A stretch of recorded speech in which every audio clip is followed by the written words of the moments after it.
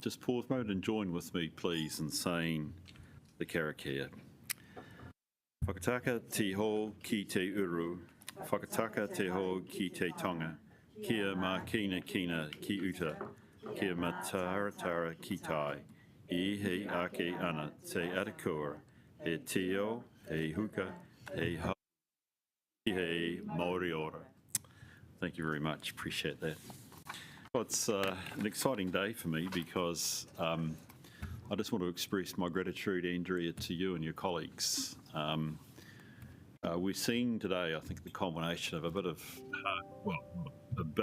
a lot of hard work in behind the scenes, mainly because we have needed to reset not just our risk profile, which we'll come to, but actually the total agenda. And I'm very comforted that I think with the reforms, Andrea, that you've been putting through, with the work that's gone into the agenda, we are returning back to what I would certainly expect as your independent chair, a more normalised and more importantly, a useful and effective agenda. So firstly, just my deep gratitude, Andrea.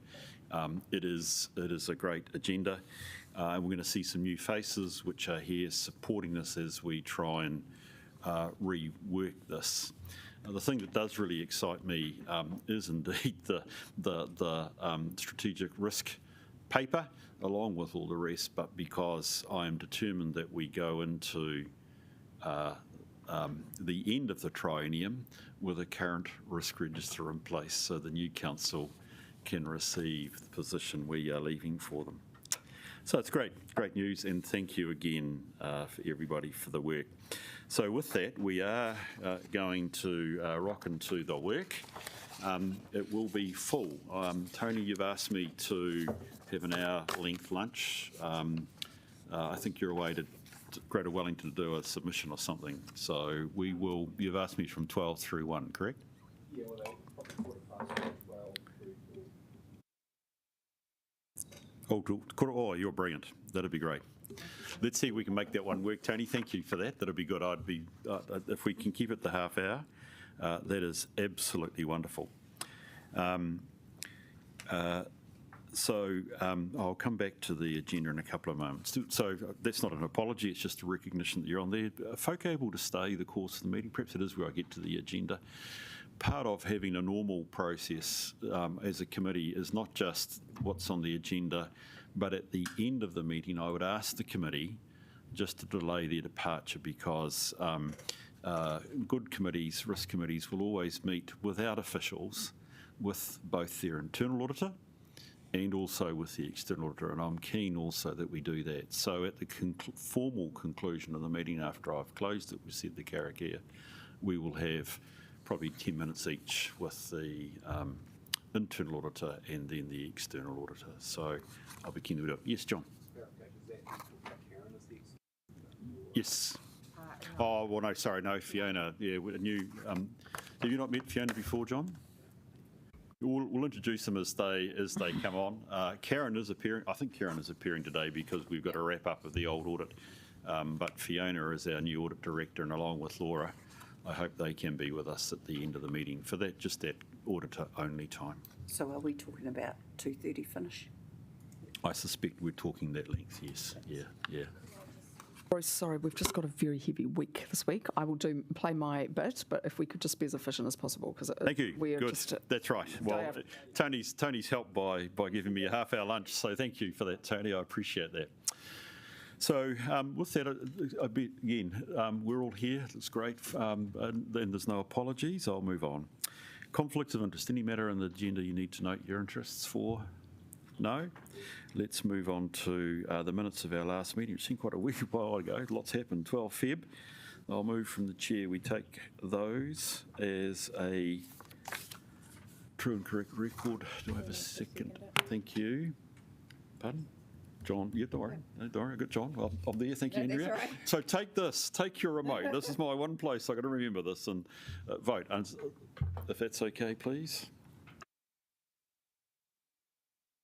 Okay. Thank you. Motion's carried. Items not on the agenda. I think we know that we've got the agenda there. I've got no indication of public participation, which is absolutely tremendous. Rightio, up to the first, and this is a new, old but new paper, which is great. The Internal Audit Program Update. G'day, Elizabeth. So we've got some good old friends here, but it would be good probably for the sake of the committee if you just introduce Murray, please. Elizabeth. Sure thing. So we have Murray here from Grant Thornton, who's our partner for delivering the internal audit program. So he'll provide an update on the current audits that are underway.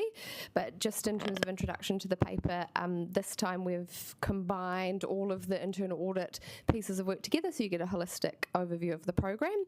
So today we're looking for approval of the internal audit plan for next year, the internal audit charter, the 3-year forward audit, and the open recommendations from prior audits that have come through to the committee. So Murray will provide update on the forward ones that we're currently underway. Since Andrea has made the change to the internal audit team, the outsourced delivery model is progressing well. There was some initial embedding, getting things underway, organisational bits we had to work through, but we're trucking well as that changes. You'll see in the 25-26 plan that's coming up for next year, the core focus of that is on our core business, so updating and getting our house in order on those real basics. It can mean we can building blocks upon that in future years, which you see in the 3-year program that's in the attachment. And then the internal audit charter, so that's coming back. That just refines the purpose and scope of the internal audit team with the outsourcing of the actual delivery of the program. And I'll just hand to Murray if there's anything he wants to add. Thank you, Elizabeth. Thank you, Chair. Sorry, I'll just get that closer. Just thought I'd give you an update on where we are against the various pieces of work. The first 3 are basically the reports have been drafted. Management's asked us to lay the contract management review because there's another particular contract they want us to look at, so we're just going to get that bit of work down and look to see whether it reflects back. Sensitive expenditure, acid conditioning and alcohol licensing, we've started the fieldwork on all those. And the road corridor management, again, we've just agreed the scope of that piece of work, so we'll be starting the fieldwork forthwith, which is great. So I'm very happy to be able to say we will have it all completed by the year end, which was at some doubt earlier in this year.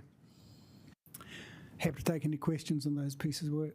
Thank you for that, Murray. Okay, so look, we've got a lot in here, and I want to reflect that the impact of the resolutions is that not only are we taking a note on what's happening this year, but also we're setting the scene for next year and the next 3 years, including the audit charter. So May is important. It's our last meeting before the new financial year, so we're setting ourselves up. So again, Elizabeth, Murray, thank you that we have got all this information together. Folk, do we have questions? Tony.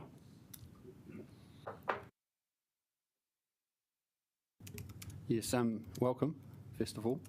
In terms of the audit program, I was wanting to understand where procurement fits in, because there's various elements that talk about, procure to pay and that sort of stuff. So I was just wondering what is review of procurement type activities in the council, where are that sitting in the audit program?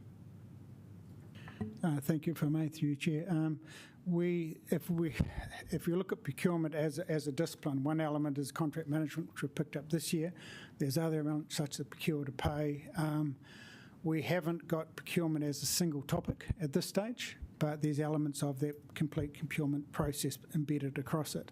I'm aware that the Public Service Commission has looked at a number of most public sector departments to say, have a look at procurement because of the issues which have been identified.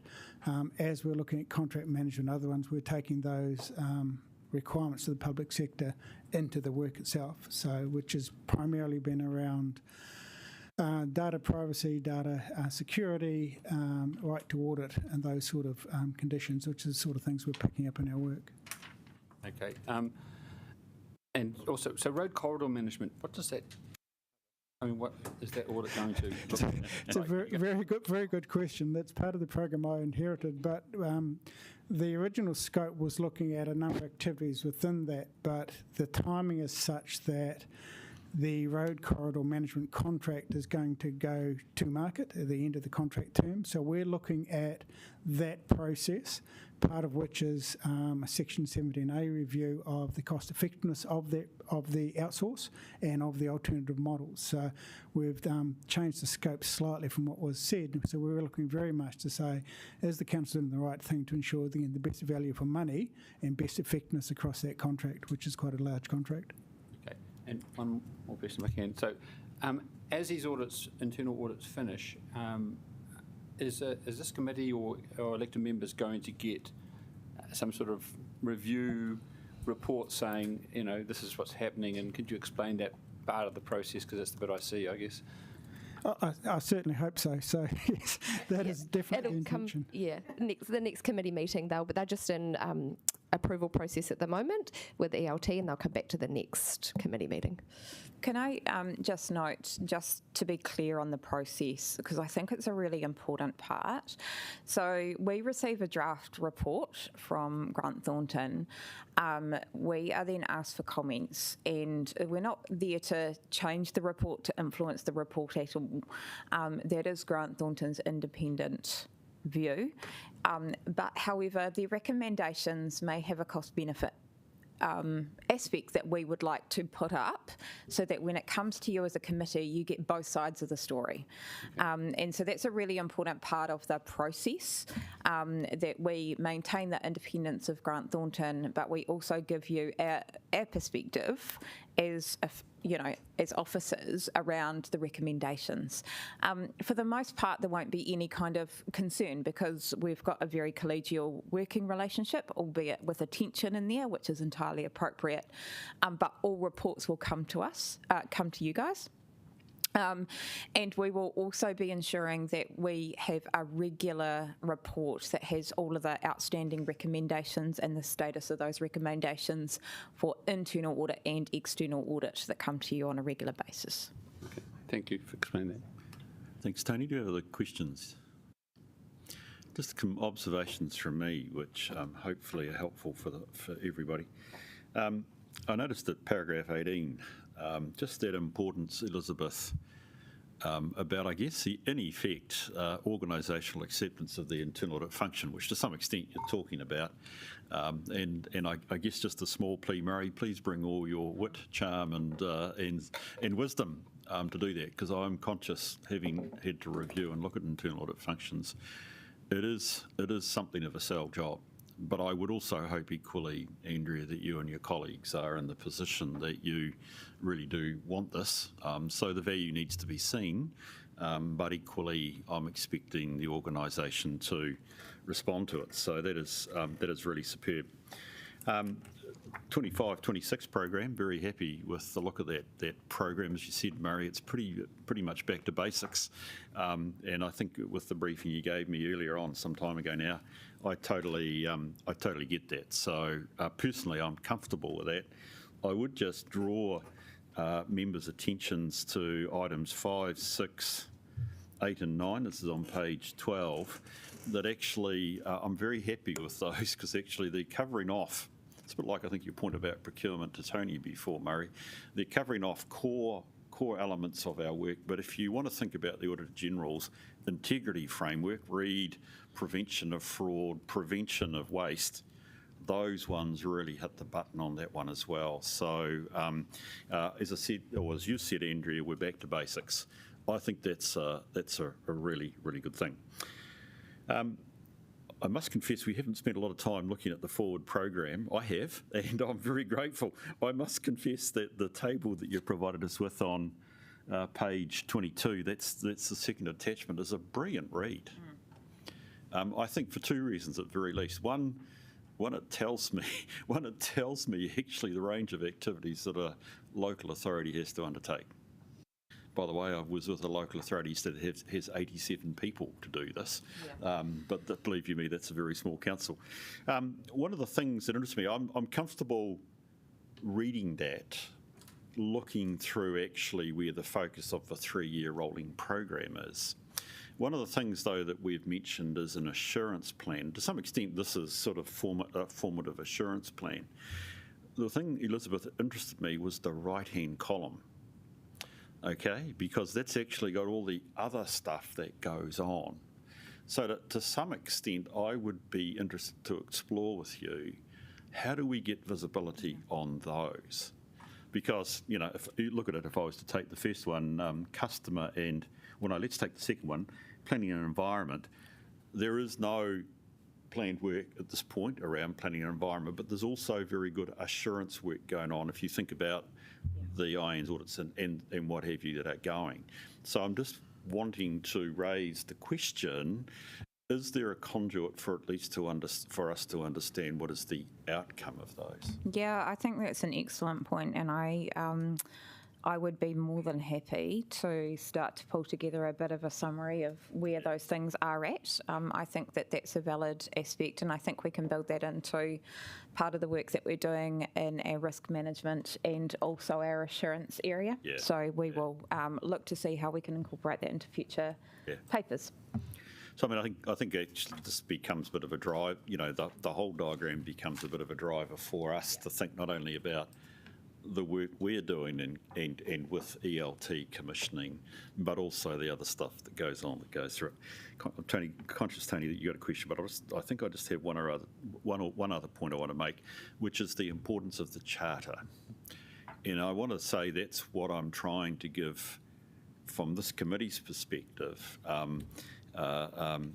Honouring it, that actually we need to start meeting with our internal auditor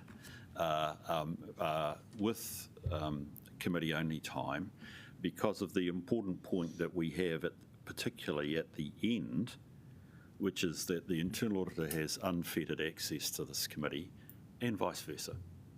So I think it's to reflect, indeed, Andrea's point.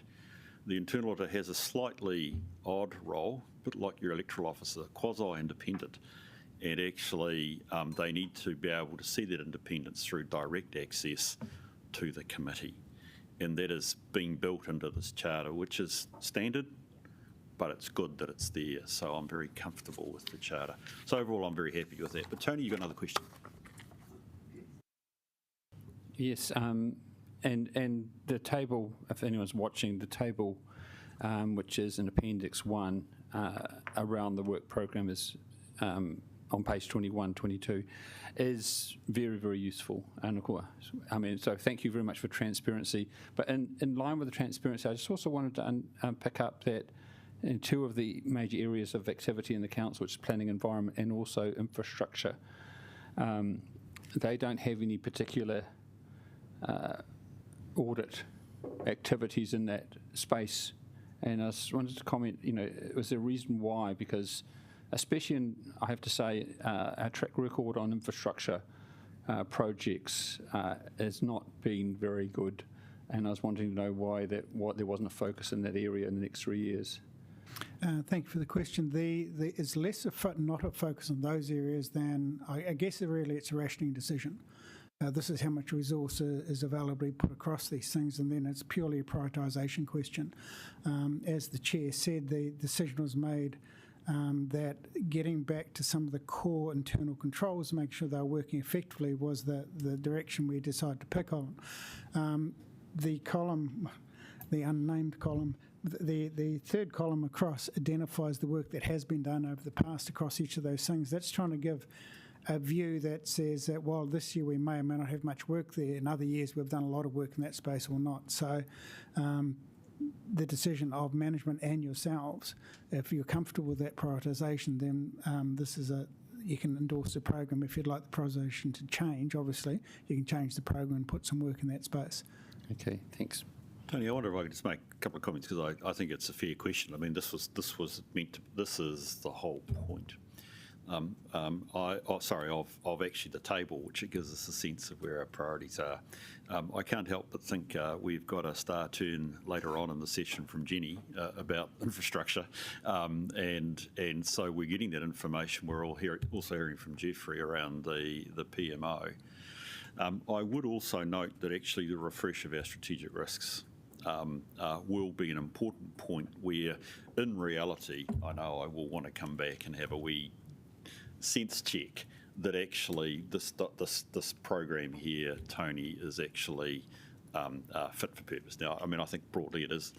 The only other thing I would note is that actually at this point, I'm not wanting you guys to commit it at this moment. You got some what I call free float in your internal audit resource allocation. So if matters do arise, there is capacity either through Matt and the ELT team or through us to see if we can't do something to pick it up at this stage. Absolutely, and I think that's a really important point. This is dynamic, and every year we'll be bringing this back to you. I think we have had a concern, and I won't talk about it in the public arena, but we have had one concern which I have raised separately with the internal auditor, and hence he's made the comment that he's just going to have another look in the contract management space. So that equally goes for other aspects of our work as well. You know, if we do have concerns, we can raise it there and we can look at it independently as well. Thanks, Tony. Any other questions? I would be keen to move on. And owners, I feel the pressure, owner. It's a good chat. It's been a very good read, and it's a great. It's this really does structure us well for internal audit. So I think it's a great item. Can we move to recommendations then, please? Which is that we we agree to the internal audit plan for 25-26. That's specific need for Murray to know that, or and Elizabeth. We've talked briefly about the charter. We've got a 3-year rolling review, and Tony, I'm reminded of your point. We're going to have to. It's a rolling program. It's one that's going to come back every year, so that at the very least we are going to review its priorities. We note the progress on 24-25, so it looks like there'll be a lot of reading for the next meeting, which will be superb, and we will note the current status of the open internal audit recommendations. I've gone through those, so thank you that we've got those updates. I'll be keen to see them closed off. Do I have a mover and a seconder for this? Thanks, Tony. Do I have a seconder? Thank you, Rebecca. Any discussion on the motion? Yes, Tony. So I just want to note, I've been on the council 2.5 years. It's been a real steep learning curve.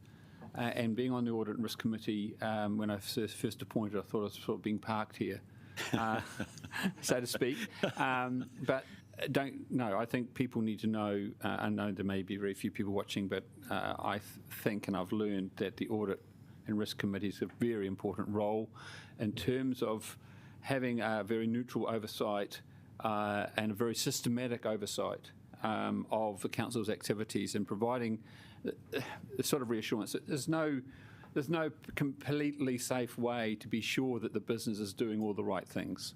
We've got to make all reasonable efforts, and that's the role of this committee. I also want to say to thank Andrea and all of her team for all the work they do, because there's a lot of work going into it. That said, though, I think also the new regime with a contracted internal audit, I think, is likely to be a good, effective way of going forward. I like an external auditor coming in because there's another level of independence that we're literally paying them for. And that independent view is the critical thing we need to give us some insight and transparency. We've seen the transparency in the report. I can still see that there's gaps in areas of growth, and we can have other discussions about that. But as far as progress, I think this is great progress, and so that's why I'm happy to move this. Thank you. Any other comments?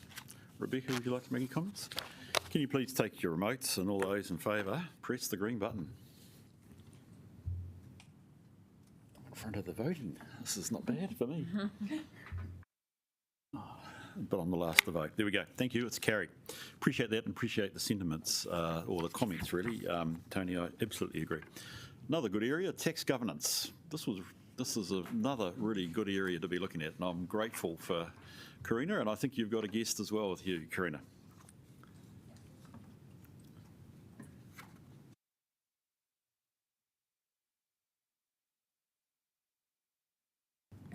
We have a guest and we have a presentation. I'll just firstly introduce, this is Jodie Webb, who is a partner at Deloitte, who are our external tax advisors. She will speak to most of the presentation, but I'll just introduce it before passing it on to Jodie.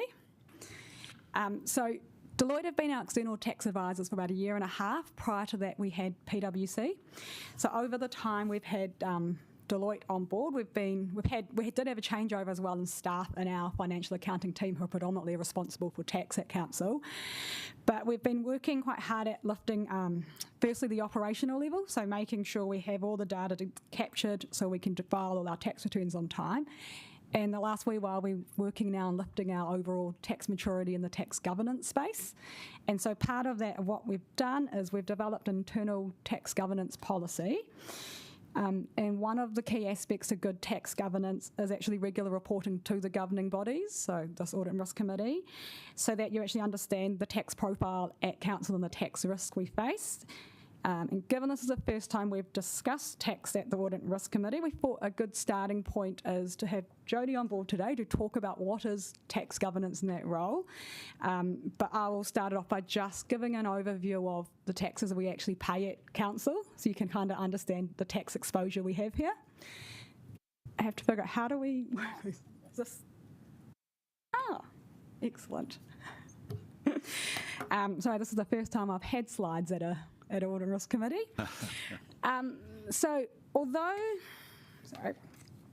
While the council is largely exempt from paying income tax, there are a number of other taxes that the council does pay.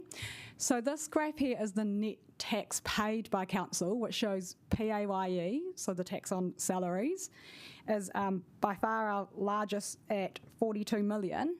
GST, although that's the net position of 3.2 million over a year, it's actually depending on what your income and your expenses are in a period, it can be either a payment or a refund. So over an actual year, we actually do pay GST of 52 million roughly to inland revenue, and then in other months we receive back refunds of 48 million.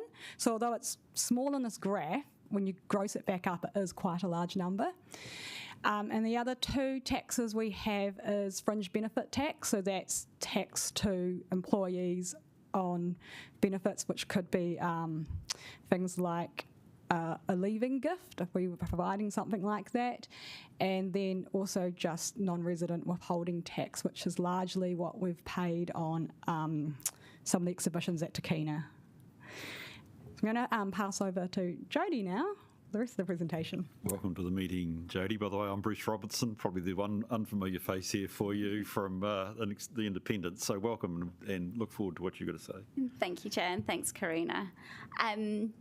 Thought we might just sort of start off by setting the scene a little bit. Inland Revenue have been highly focused on tax governance, particularly over the last few years. So I suppose in a nutshell, what actually is tax governance when we start talking about this? And this is ensuring that there's a good framework in place to make sure the right amount of tax is paid at the right time.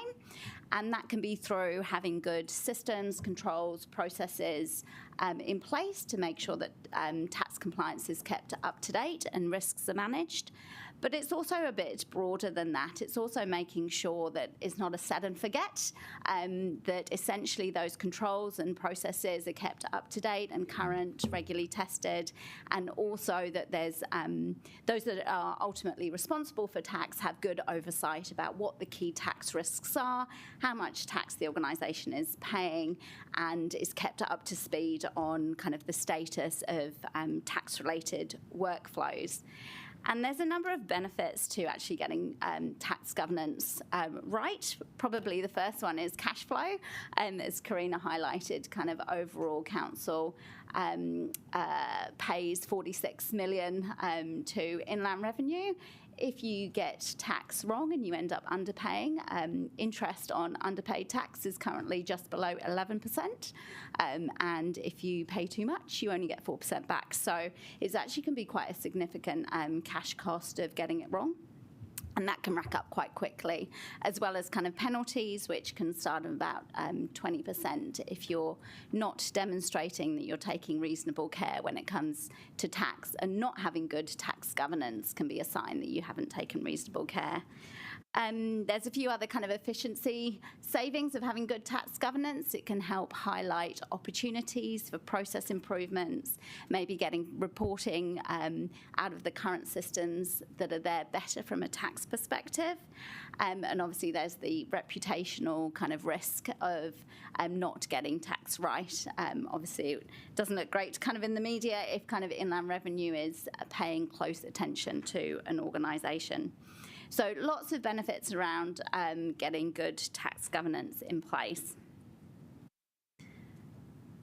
So in terms of Inland Revenue's view of good tax governance, so they really started their journey in about 2021, and they've always talked about tax governance but never paid it a huge amount of attention, and I think their feeling was that that's why it had really fallen off the radar in a lot of kind of organisations in New Zealand. So they wanted to bring it back to the kind of forefront of attention and issued a tax governance questionnaire to hundreds of kind of larger organisations in New Zealand, coming from kind of different industries, some public sector, some private sector, some multinational, some domestic only, to get a good sense around kind of what is tax governance like within organisations, where are they at, and that really did highlight to them that tax governance had really fallen off the agenda of a lot of boards.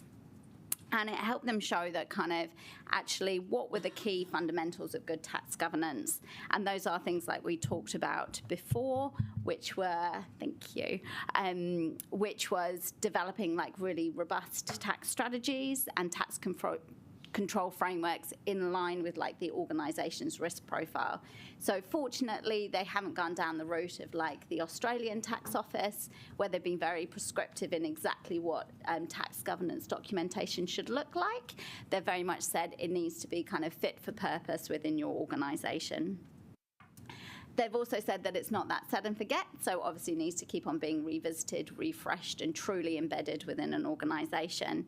And it does require people who know tax to be kind of part of that tax governance strategy, either through getting external support in or kind of hiring in-house those who have that tax knowledge.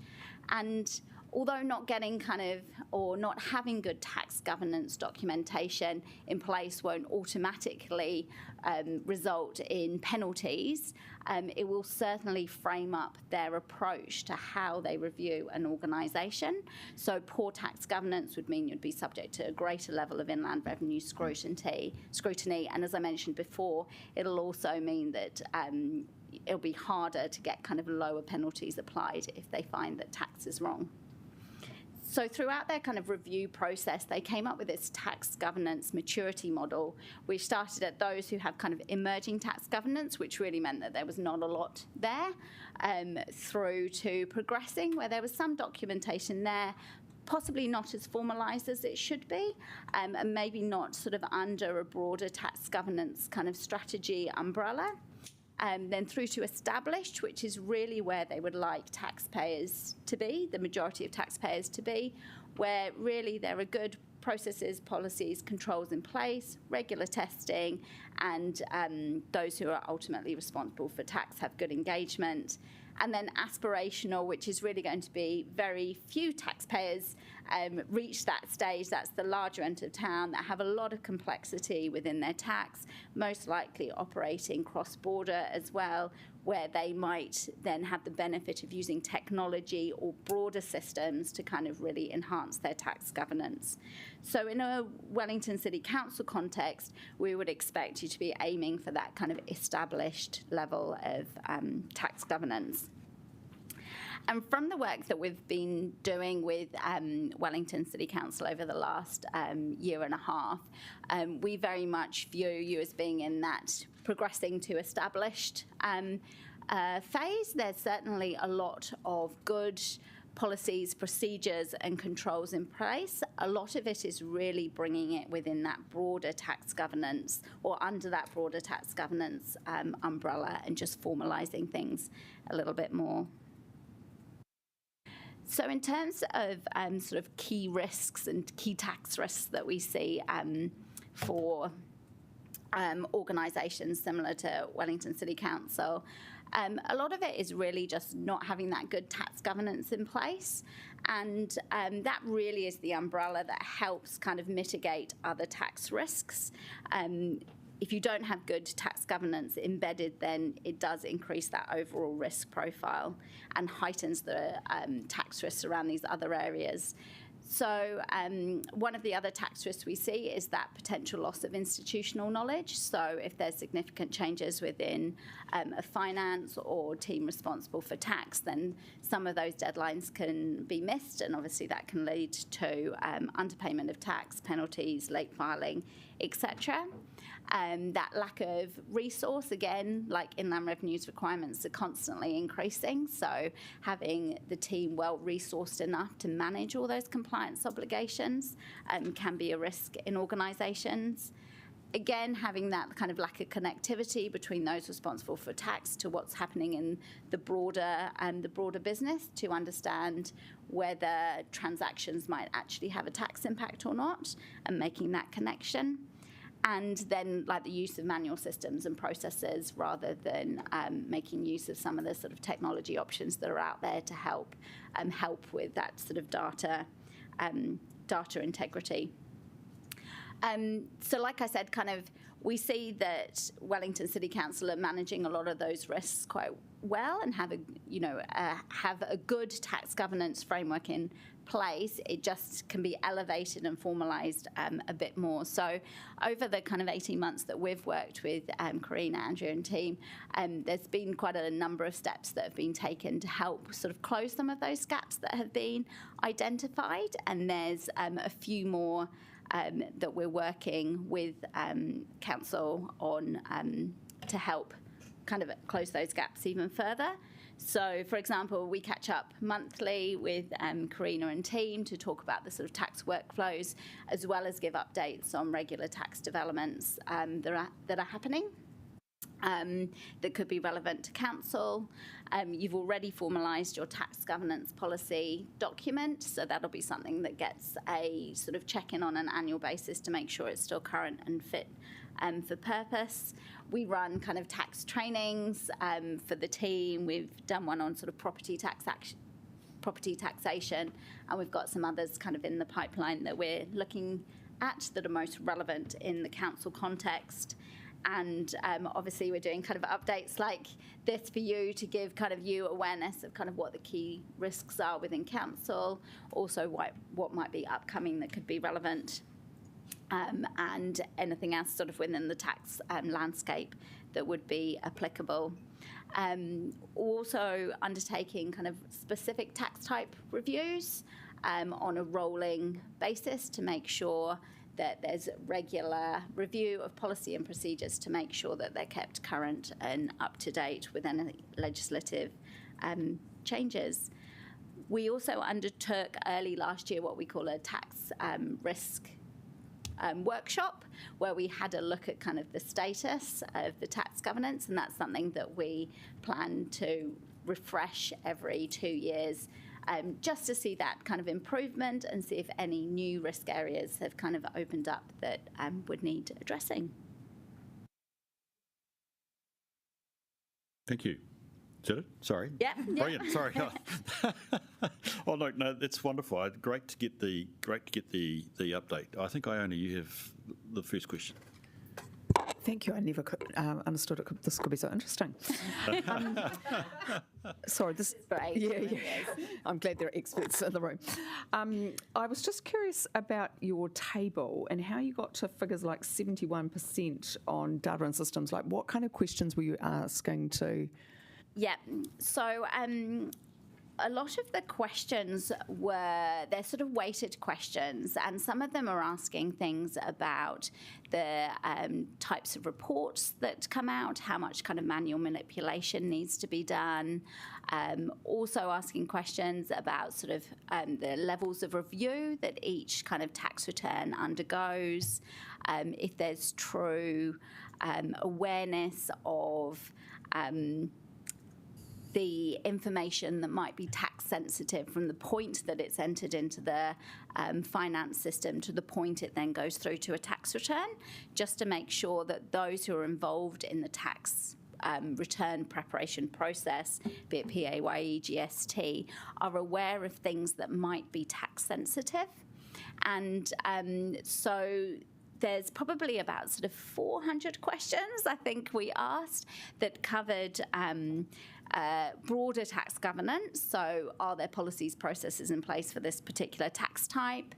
Are the people involved trained in tax, or do they have access to enough information to be able to make some of those decisions about what should and what shouldn't be in a tax return, or how something should be treated?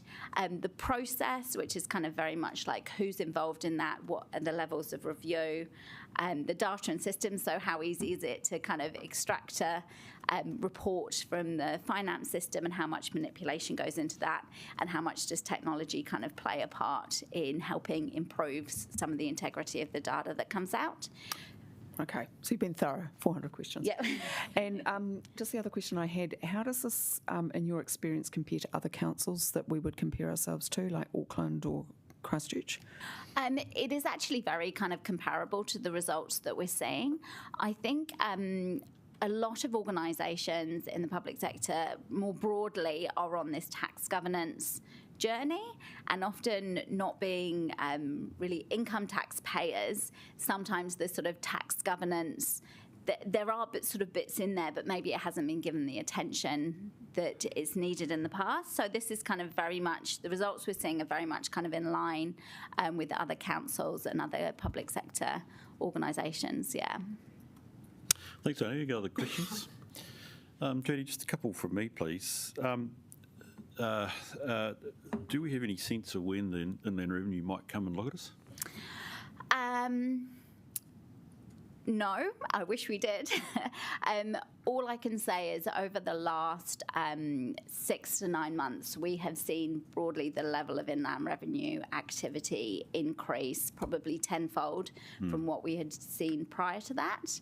I think so far in the last year, they've probably opened about 3,000 audits in that kind of medium to large organisation space, which is far exceeds what we've seen probably in the last kind of 5 years combined. So it definitely is an area where they're more active in. In terms of their approach to those audits and risk reviews, in every situation that we have seen within Deloitte, it has started with a tax governance related questionnaire, and the results of that have framed up the extent to which they have reviewed that organisation and the sort of granularity to which they've gone into. I think if you get that letter, I'd be quite interested to know. Have we, Karina, had to pay any interest or penalty over the last year in terms of any of these taxes? Nothing significant that has come to mind. We generally always are paying them on time. Great. So what interested me was actually back in your paper, and in fact you've touched on it, Jodie, which was this concept of reasonable care, which I take it as a legal test with IR if you're facing any form of I'm going to say attack, wrong word, in terms of their role in fairness, whether there's an element that we might have been on the wrong side of that.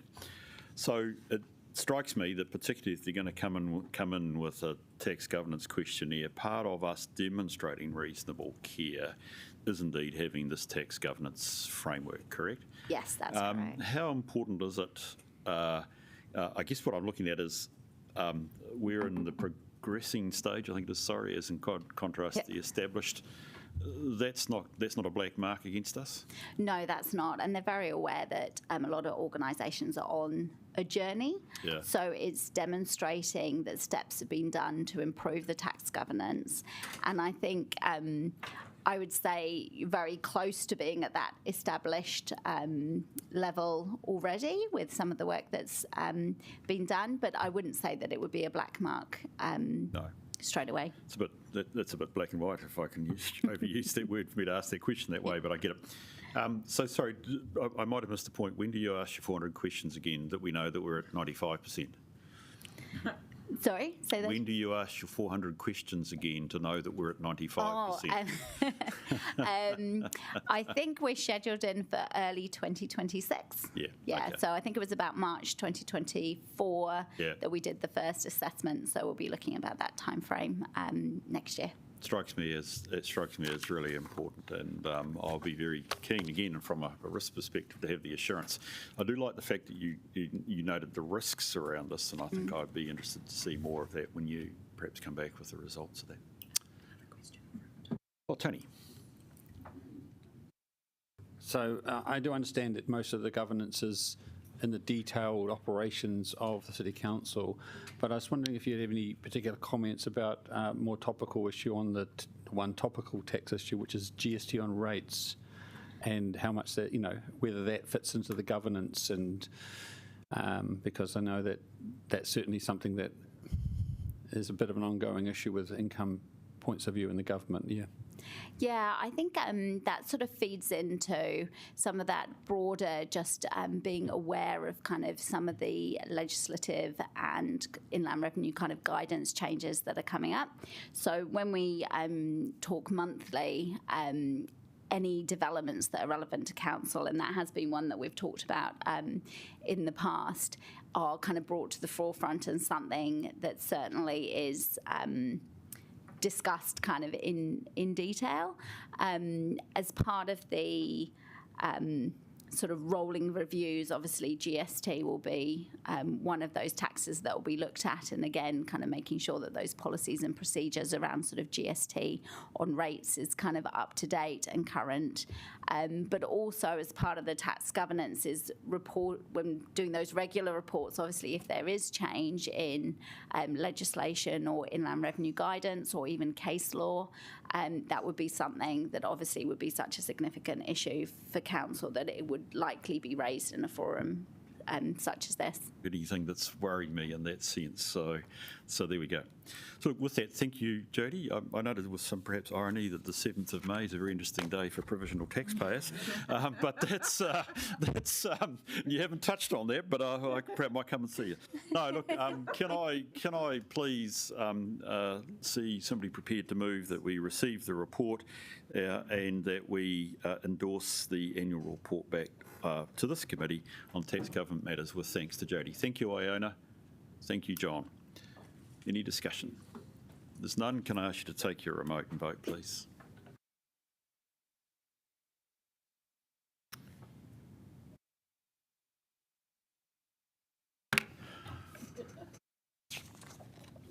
Well done. Thank you, people. That's carried.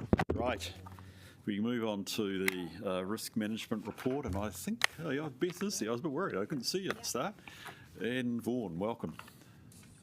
Well, I'll ask Beth again if you do the same thing. Just introduce Vaughan. That'd be great, so that we stand. Thank you. Recently took over the risk management function, and due to a number of changes organisationally, we've done a bit of a stock take and realised we've got a lot of work to do, and in order to help us really kickstart that work and get it to the level that we want to see, we've brought Vaughan in to really help support the organisation to move quickly and get through the work. So we will talk about two things today. One is the risk management report that we have provided to you and what insight that shows, but also the research work that we're doing and we've started and where we want to get to, and I guess how we're going to get there. So if you're happy, I'll just... We've got both. I'm obviously keen to hear from you, Vaughan. Welcome to the meeting, by the way. Which is the roadmap. But I just wonder whether we should just focus in two tranches. Firstly, on the current riskscape, as you've given us the information. Yep. I appreciate that there's a good qualification around what you're providing, and I totally accept that. But I just wonder if there's anything you'd like to say firstly about the current risk environment we have, so, and then we can deal with the next steps going forward. So we've provided the report, and as you see, I've heavily caveated in my comments. It gives a good, I think, in summary, it gives a good understanding of where the trends are in the organisation at a high level. And that shows that things are continuing from a risk, strategic risks are continuing to report as per previous reports. However, there have been a couple of changes, one in climate change response, primarily due to our external environment.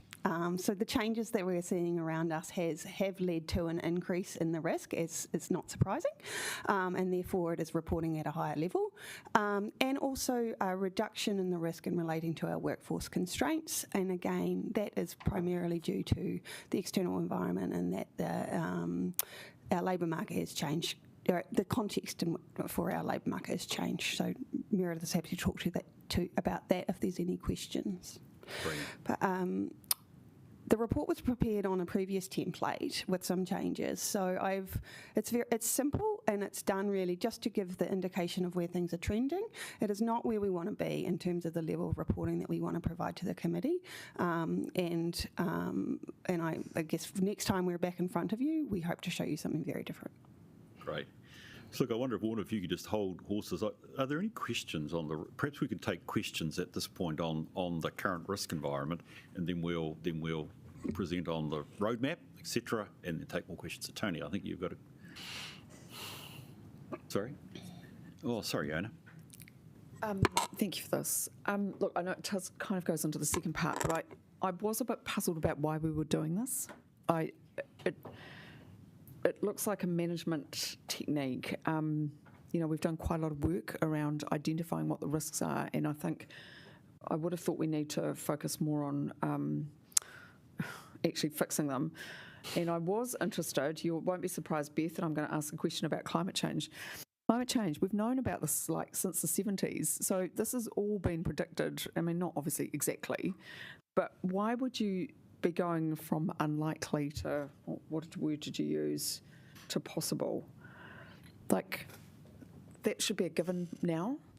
So yeah, so those two questions. I guess I'm just, and it's good that Matt's in the room. I'm just a bit on a bit of a drive around efficiency. It's going to come over into the project management thing too. We just don't have time and money, resources to not use really well. So if we're going to do work, I just want to understand the justification. Yeah, sure. So I think a key thing here is that the strategic risks were set some time ago.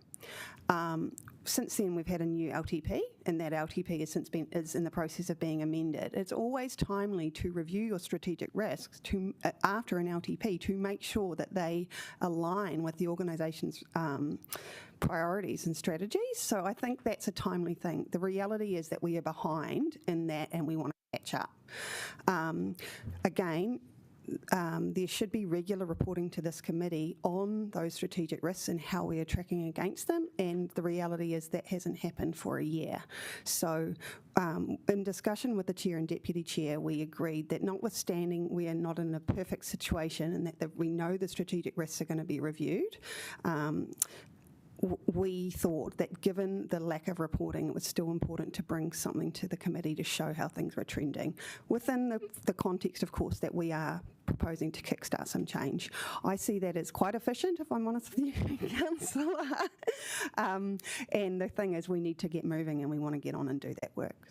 Can I also just note, Councillor, that I always think of strategic risks. They're defined as the thing that gets in the way of us achieving our strategic objectives. And those are the strategic objectives that you set us as governors of this council. And therefore, the achievement of, what you're seeking to achieve, which is outlined within the long-term plans, this is a really critical governance aspect to ensuring that we're mitigating the things that could get in the way of achieving this and actually could cause serious harm along the way. So we do see this as a core role for the Audit and Risk Committee and you as councillors, and we do need a regular conversation with you about that because you are setting the strategic direction of this council. I'll just ask another question for now and then I'll go back on the list.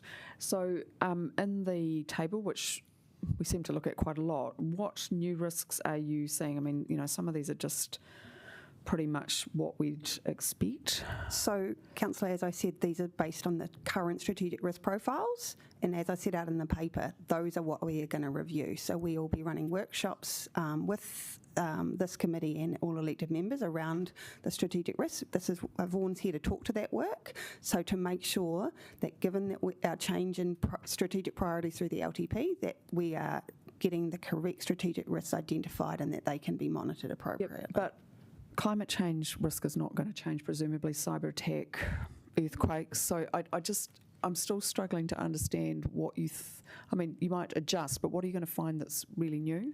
It might be that there are only a few tweaks. We need to do the work with you. This is your role as the committee, is to help us set those strategic risks, and we're looking forward to your participation in that. Oh, no, I need to jump in here, I think, because this is being driven by me. Okay, we are a risk committee, so we should have a risk report. Well, we do. No, we haven't. The point is Sorry, I want to just, Tony. This is this is actually about why we've got this paper. I think that's the question that I'm getting, and the reality of it is, we haven't for a year had any effective risk reporting. We've stubbed our toe a couple of times with workshops. Now, let's be upfront, we had a couple with another provider. It didn't help. That was the feedback from the committee. So the process we are kickstarting is getting us back on the cycle of really what is our base currently with strategic risk, and this is this report that you've bought. Thank you, because I've asked for it.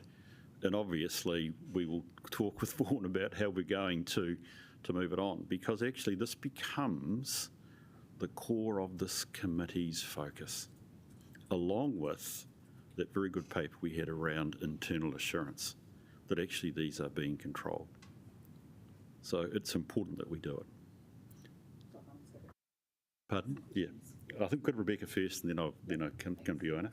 Yeah, I guess I'm interested in how the kind of the high level kind of identification of strategic risks then kind of flows through to our kind of awareness of risk when we're making decisions.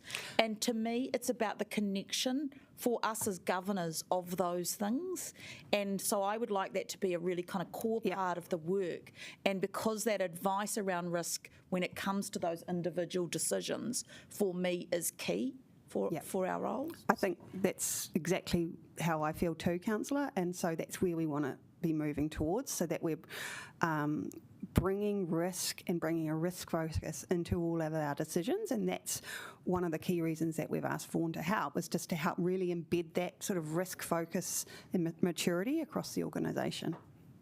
I think, and often I feel like as governors, we're sort of having to tease that out, rather than it being explicit. Yeah. So, I think all of the work that we're doing, that we're planning to doing, is leading towards that better decisions, right? Lifting capability, making more risk mature decisions as an organisation at all key levels. Yeah. So. Thanks, Anna. Yeah, I guess my issue, Bruce, you may be blocking me out because I'm boring you, but I mean, I feel I raise the risks around climate change all the time, like every time we have a meeting. Okay, Liz has been listening to me. So I guess while staff might be working on a management response, my concern is that we actually see the risks as in their proper context, see how serious they are, and that we've got a good pathway through them. And look, obviously the organisation is doing a whole lot of work, like, in the transport space or the waste space or whatever, but I don't have confidence that what we come up with looks at those risks properly. So are you able to give me some assurance through a new process? Maybe Vaughan, you'd like to answer, because it's not like we haven't known about most of these things for a long time. In fairness, Vaughan, sorry, look, I suspect we should have heard about your roadmap first, but a strong reason to invite you to join us now anyway, please. Yep. Perhaps Great. you can answer Ona's question. That's a good question. Thank you, Chair. And I guess to sort of set the context for our response is that, so I've been working quite closely with Beth. The ELT have a very good perspective of actually where risk management is working for the council and where it's not working. So they know that there's some improvements needed. But I guess in terms of, how do we help the council bring that to life? To me, risk management should be practical and pragmatic, and it should be a tool that helps enable an organisation and the individuals, both at a governance and an executive level, and then individual management teams, in terms of understanding what is important, what are the things we need to get right as an organisation, what are fundamentally the things that could get in the way, it could, limit our success, and actually what are the things we need to do to actually make sure we can proactively navigate those risks. So to me, a lot of the time I see within organisations is that risk management ends up becoming a whole system in itself. You read through individual things and they all make sense, but they don't resonate with people, and people can't understand how I bring it to life in my day-to-day role. So what I'm here for is that this is not the council outsourcing your risk management to PwC. Risk management has to be owned by the executive team. We're just here to actually help in terms of bringing some fresh approaches and fresh thinking, and that's going to be including engaging with you as councillors to actually sort of explore what are the things that we need to get right, what could get in the way, and what's our perspective of how well we're actually managing those as well. So to me, the outputs from this should be highly relevant to you as councillors, where you can have confidence, we're thinking about the right things, we've prioritised the right risks, you have visibility of the things that how we're managing these risks, where do we need to invest a bit more, but even some organisations are finding that they're over-controlling some risks as well, so where can we dial things back and we be a wee bit more efficient as well.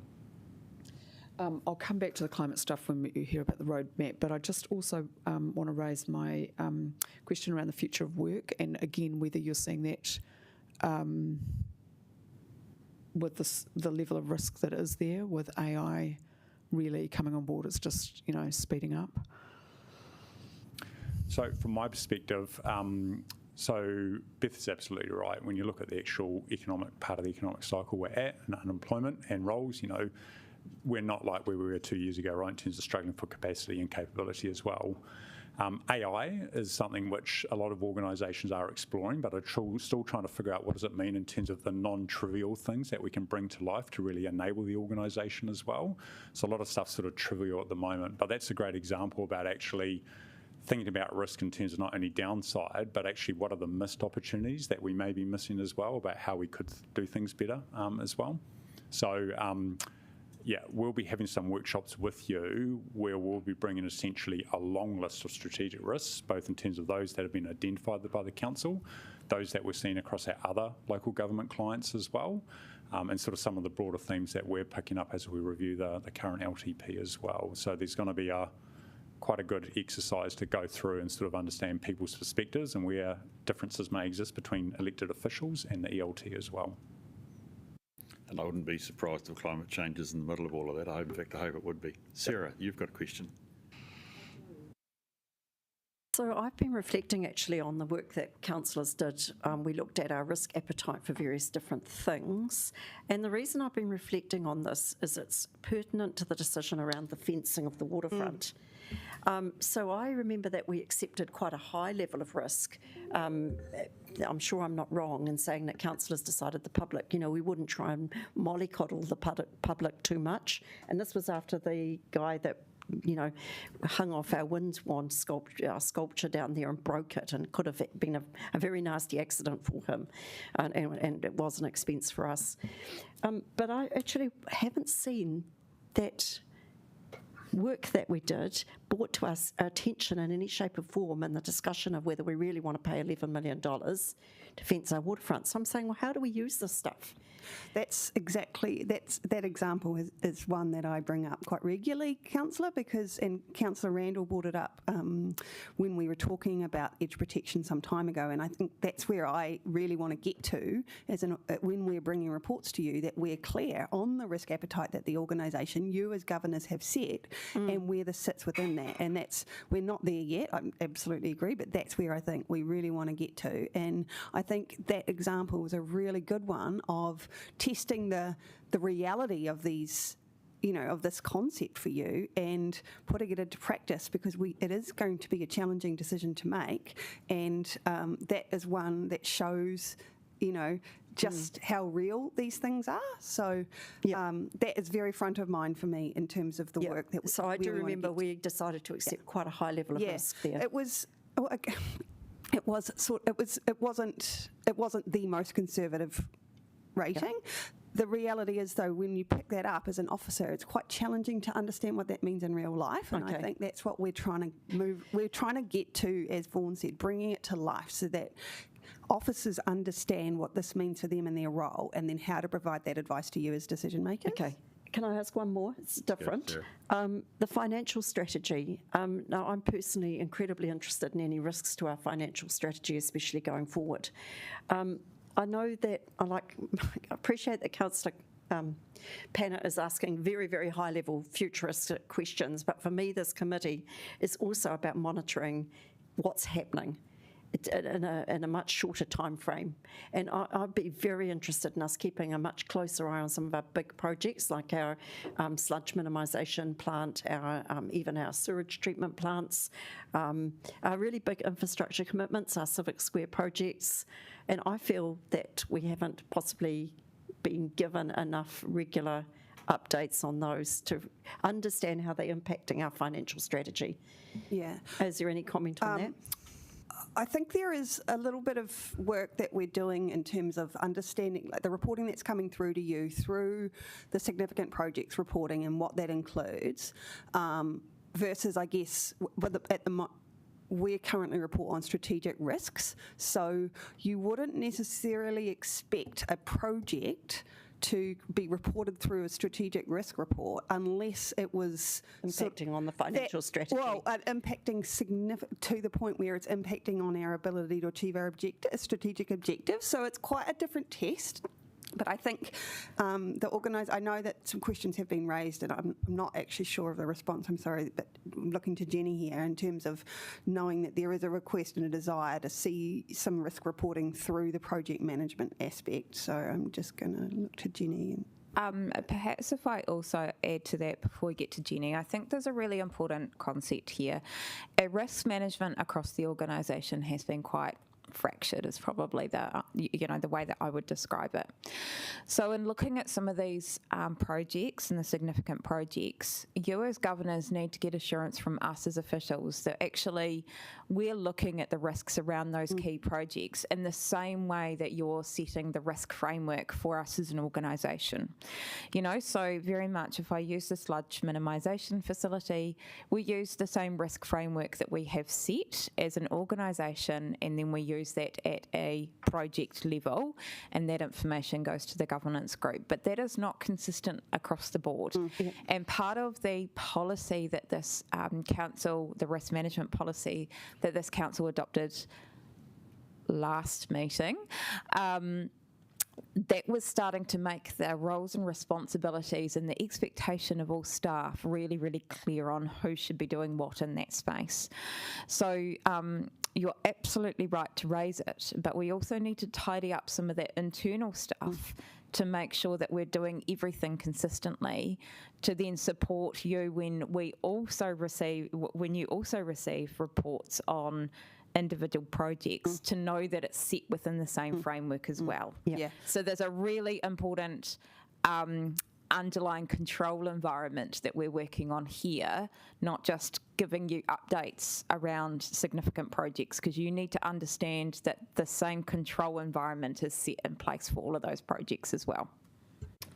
Yeah, thank you. I think it's important that we look collectively at how our projects are going too, because they could all vary a little bit, but if they're all varying towards over expenditure, that could end up being significant in the collective. Absolutely right, absolutely right. And the other thing that you've raised in your point is around reporting against our financial strategy. We should be doing that, and we should be giving you that, as well as our infrastructure strategy. Those are really important concepts that we should be reporting to you against, and you get elements of that through the quarterly reporting that we do now. Thank you. Thank you for the question, Sarah. Tony. So this is sort of, so I think to a certain extent we're talking past each other. This is a confusing concept, and I support, as Bruce outlined earlier, I think Bruce and I could see that the strategic risk framework wasn't really working because it wasn't really clearly focused on the role of this committee. Okay, and I think we almost probably need another workshop to reset it. You talk about, worried about very big projects. We have the projects are the objectives and the outcomes that this council does, and other committees are responsible for the outcomes. So infrastructure, environment infrastructure, the sludge treatment plant reports to them because they're responsible for delivering that project. This committee is about the controls that are really in place to make sure that the things that could go wrong to get to our journey are not going to go so wrong without being caught. If you like, we are the crash barriers. We're talking about the crash barriers on the side of the highway to stop head-on crashes, as opposed to getting to, I don't know, the airport. Not a good example. Lower Hutt. And I think we're sort of having a bit of a lesson as we go, because I just think that when you come to an objective that has the word risk in it, we're getting confused about the role of this committee in dealing with that. That's a good point. Okay, and we've got we've got earthquake risk, we've got storm risk, we've got climate change risk. And it's the responsible this council, a lot of the work this council does is proactively put in place services and infrastructure in anticipation of that unforeseen, that thing that might happen happening. Okay? It's not the role of this committee to deal with that. It's the role of this committee to make sure that the things that make it hard, and I think Andrea's put it very well, the long-term plan outlines our objectives. Strategic risks outline the barriers or the hurdles that can be thrown up that will stop us meeting our objectives. And therefore, we've got to be very clear. So this is one of the reasons why Bruce and I and Andrea and the staff think that there needs to be a reset. The reset isn't, for me, the reset isn't just about us getting our strategic risks right, but to actually make sure that when we're looking at strategic lists, they are strategic risks. Okay? We have this session at the end of the committee, which is when an ELT member, and today Jenny's in the hot seat, in the red chair, if you like. She's going to come along and tell us what keeps her awake at night. The things that are strategic risks are things that the whole of ELT are worried about in terms of their task of delivering the long-term plan and individual projects. And that should be the list of things where we are responsible to make sure that we are supporting them, and that if more work needs to be done to make sure that those barriers, those unforeseen things don't come about, this is the role of this committee. But delivery is everyone else. And so when you come and look at the climate change, dealing with climate change and looking at investigations of, for example, sea level rise, that's not the responsibility of this committee at all. But if there is, for example, poor data as a barrier towards getting to the bottom of that, then ELT can come to us as a risk, saying, and we have a risk in terms of the external audit program, that our data around climate change is not very good. And it's our responsibility to make sure that we support officers in terms of dealing with that barrier in the path to get to where we need to get to. So I've sort of had a bit of a debate, because we're sort of in debate. I sort of wanted to just elaborate, maybe ask Andrew or Beth if they wanted to really just reinforce that. That was my question, was really, can we just reiterate the difference between LTP objective and a strategic risk in that sense? So I've just, yeah. I think you've articulated the matter well, Councillor. I agree with everything that you have said in terms of the role of this committee and why risk management is important in that context. So I have let the and you're right, Tony, there's a level of debate in here, and I think it's been useful. So the critical thing that we're talking about is how do we get ourselves back on track? So Beth, Vaughan, perhaps you'd give us a quick snapshot of that lovely yellow page. What is the roadmap? What are we going to do? And how will it help us and do our role, Tony, what you've talked about, and also the organisation? You want to? Yeah, so a lot of the themes you've discussed today are very much aligned to what we're looking to achieve through the roadmap.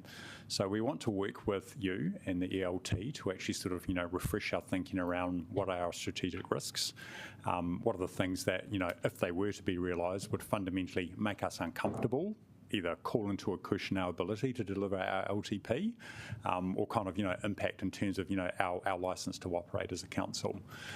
From there, we'll also be looking to explore the risk appetite, because it's such an important concept, right? Because it actually defines about what are the risks that if an issue were to occur, look, we don't want anything to go wrong, but it wouldn't be the end of the world. We're comfortable with that level of risk.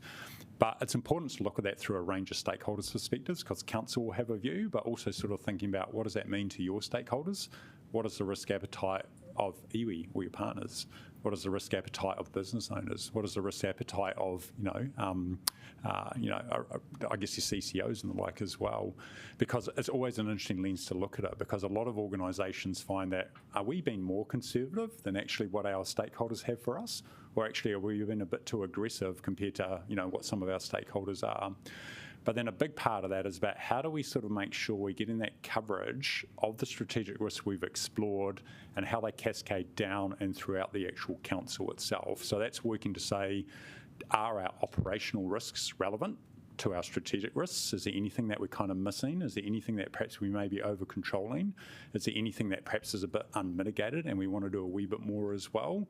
So to me, it's allowing you to actually be drawn into the conversation where you can provide input and therefore have confidence that we're thinking about the right things, and we've got clarity about what the council is currently doing to manage those risks versus the things that the council wants to do differently, either in terms of more investment or perhaps actually dialing some things back as well, because we just may be over-controlling it. But fundamentally, it needs to be practical, it needs to be pragmatic, and it importantly needs to be relevant as well. This is not about a case of creating a 100-line item risk register and coming back to you with thousands of controls. This is actually business-level conversations and you having confidence that the systems the council have in place to manage those risks and navigate them and identify them are fit for purpose.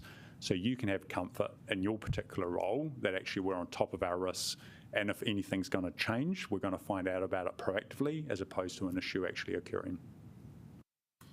Brilliant. And so we've got the timeline there, Beth, which you are driving hard towards. Bearing in mind that the workshop, we've got a date, haven't we? Yep, so the first workshop with this committee, which will be inviting all elected members in Pauiwi to, is the 4th of June. Should be, it's in your diaries, whether it's not, or it's labelled as yet, I'm not sure. In the morning, it's a 3-hour workshop. We still need to schedule the risk appetite one, but we'll do that once I can wrangle your calendar, Bruce. Great. Well, let's see if we can make it fit with everybody else. That's the key thing. So look, great. So we've got it. We've got this concept, and I think I'm wanting to reflect very quickly. We are trying to move at pace. There's no reason why not. We've talked about it for long enough. We haven't done it for a year. So we want to try and get a working set of statements around our strategic risks and around our appetite, which is so well talked about. And indeed, Sarah, you were really just raising with your example, in place for our September meeting. That being important that it takes it into the new triennium. So that's really key thing. Iona, you've got a question. Yeah, the discussion's been useful, but I guess my concern is that I don't think we were ever on the right track with risk, and we're not the only organisation. So just first question is, I presume you take a science-based approach to our risk, so because it looks a bit like resonating with elected members in ELT. It's not rigorous enough, possibly, for me. So when, for example, in the area of earthquake risk, we would look at what GNS is telling us, not just if we feel an earthquake is a big risk. Yeah, you definitely take that, but also you'd apply it to what does that actually sort of mean for the council, right? In terms of the assets that we have, what does that mean to the safety of our people? What does that mean to the safety of our community as well? And similar with climate as well, right? There's a range of different factors and variables that can actually be explored to actually sort of find what is that risk and what does that mean to us, and are we doing enough to actually manage it as well? So these strategic risk workshops will allow us to sort of explore that, and then the ELT will also be diving deeper once those sort of strategic risks are defined to come back to you with some clear reporting. So this is a difficult question. It's just kind of like, how are we going to make sure that we don't become blind to the risks? Because we have had that problem in the past. And that's why facts have to be at the table, right? So I think there's two parts to that. You're absolutely right. Facts need to be at the table. There's sort of this quantitative element as it relates to risk management, but also culture is a very important thing as well, where through this work, we want to make sure that the council and all of the teams within the council's right see risk management as an enabler and something that's like actually positive, and it's not negative to talk about risk or sort of highlight problems as well. So that's going to be a big part around actually how do we make sure that people feel comfortable engaging with these conversations, because that is what is generally needed to actually keep risk management alive, as opposed to a series of quarterly reports that saying our risks haven't changed or that one's changed a wee bit. And I presume things like political instability, inequality are on your radar too?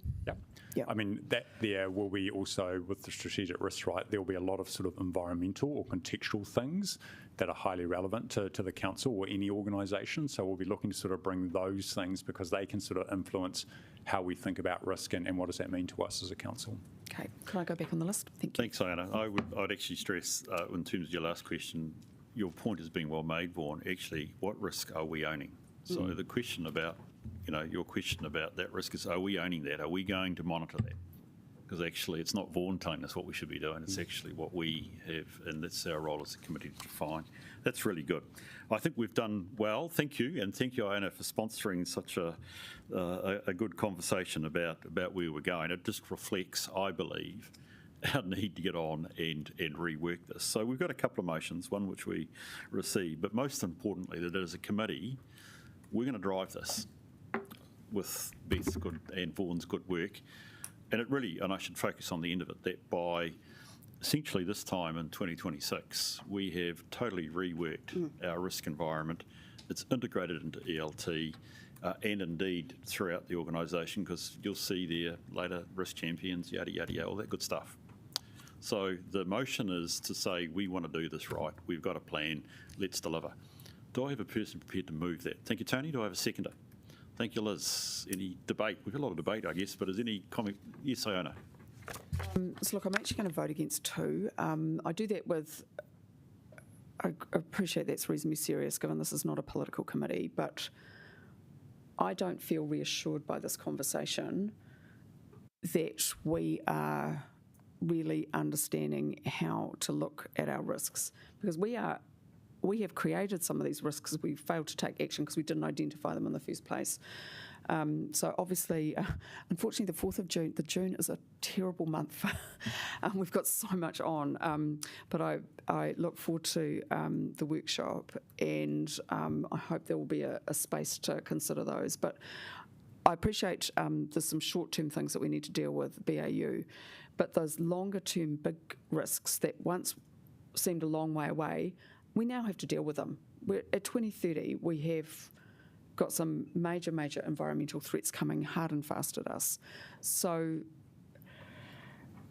that's just the challenge I put to the organisation, that we have to get better at this. And when as I bored you all, when I ask questions about what are we doing when we're monitoring whether the organisation is dealing with the risk of climate change, for example, and I don't get anywhere. So I hope we can have a bit of a reset too, and that we can have some very, very tough discussions about what all these threats mean to us. Thanks, Anna. Any other comments, questions? Yes, Rebecca. Yeah, I'm just not sure how you get a reset if you vote against doing a reset. So I think that's entirely the intent of this work, and I support it entirely. Thanks, Rebecca. Tony. Yep, anybody else? Otherwise, Tony will final right of reply. can you take it away, please? Look, thank you, Councillor Pennant and Councillor Matthews. I mean, I think the discussion shows actually, ironically, that we do need to do a reset. I think there is some confusion, and I think there's possibly even some education. So I'd ask you to put that into the program around things. And afterwards, I'd like a bit of a discussion about the actual practical program of the reset. But this is very important, as the chair outlined. The strategic risk framework is probably the LTP of the Audit and Risk Committee. I mean, it's our sideways view. We're a bit like a glass window looking into the factory, seeing that the production line is running and the cans are coming off the end or something like that. Most of the rest of the council was looking at what comes out the end in terms of the process, and that's what they should be focused on. We need to look at all the different stages of how different council operations are doing.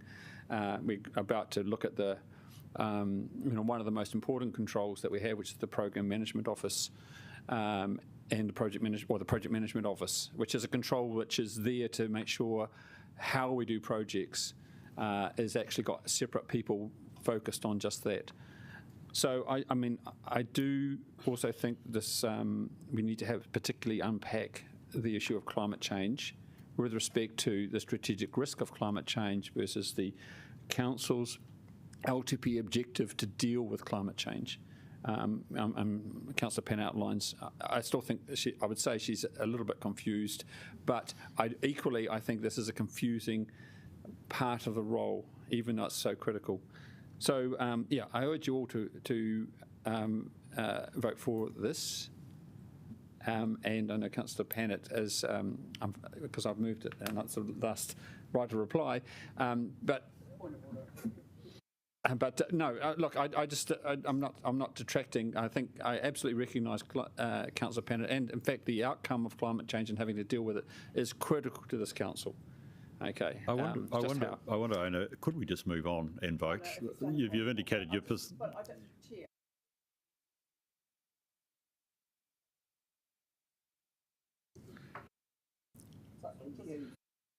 You suggested she was confused. Tony, are you serious about that?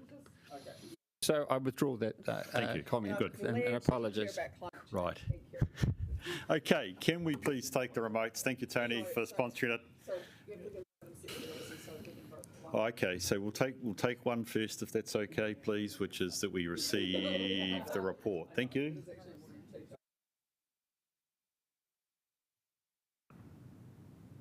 That's carried. Can we move to the second motion, which is that we endorse the roadmap, please?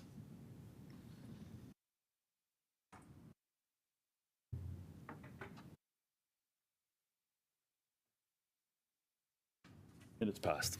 Thank you very much. Appreciate that. Let's take 10 minutes break. Thank you. Sorry, I should, before we go,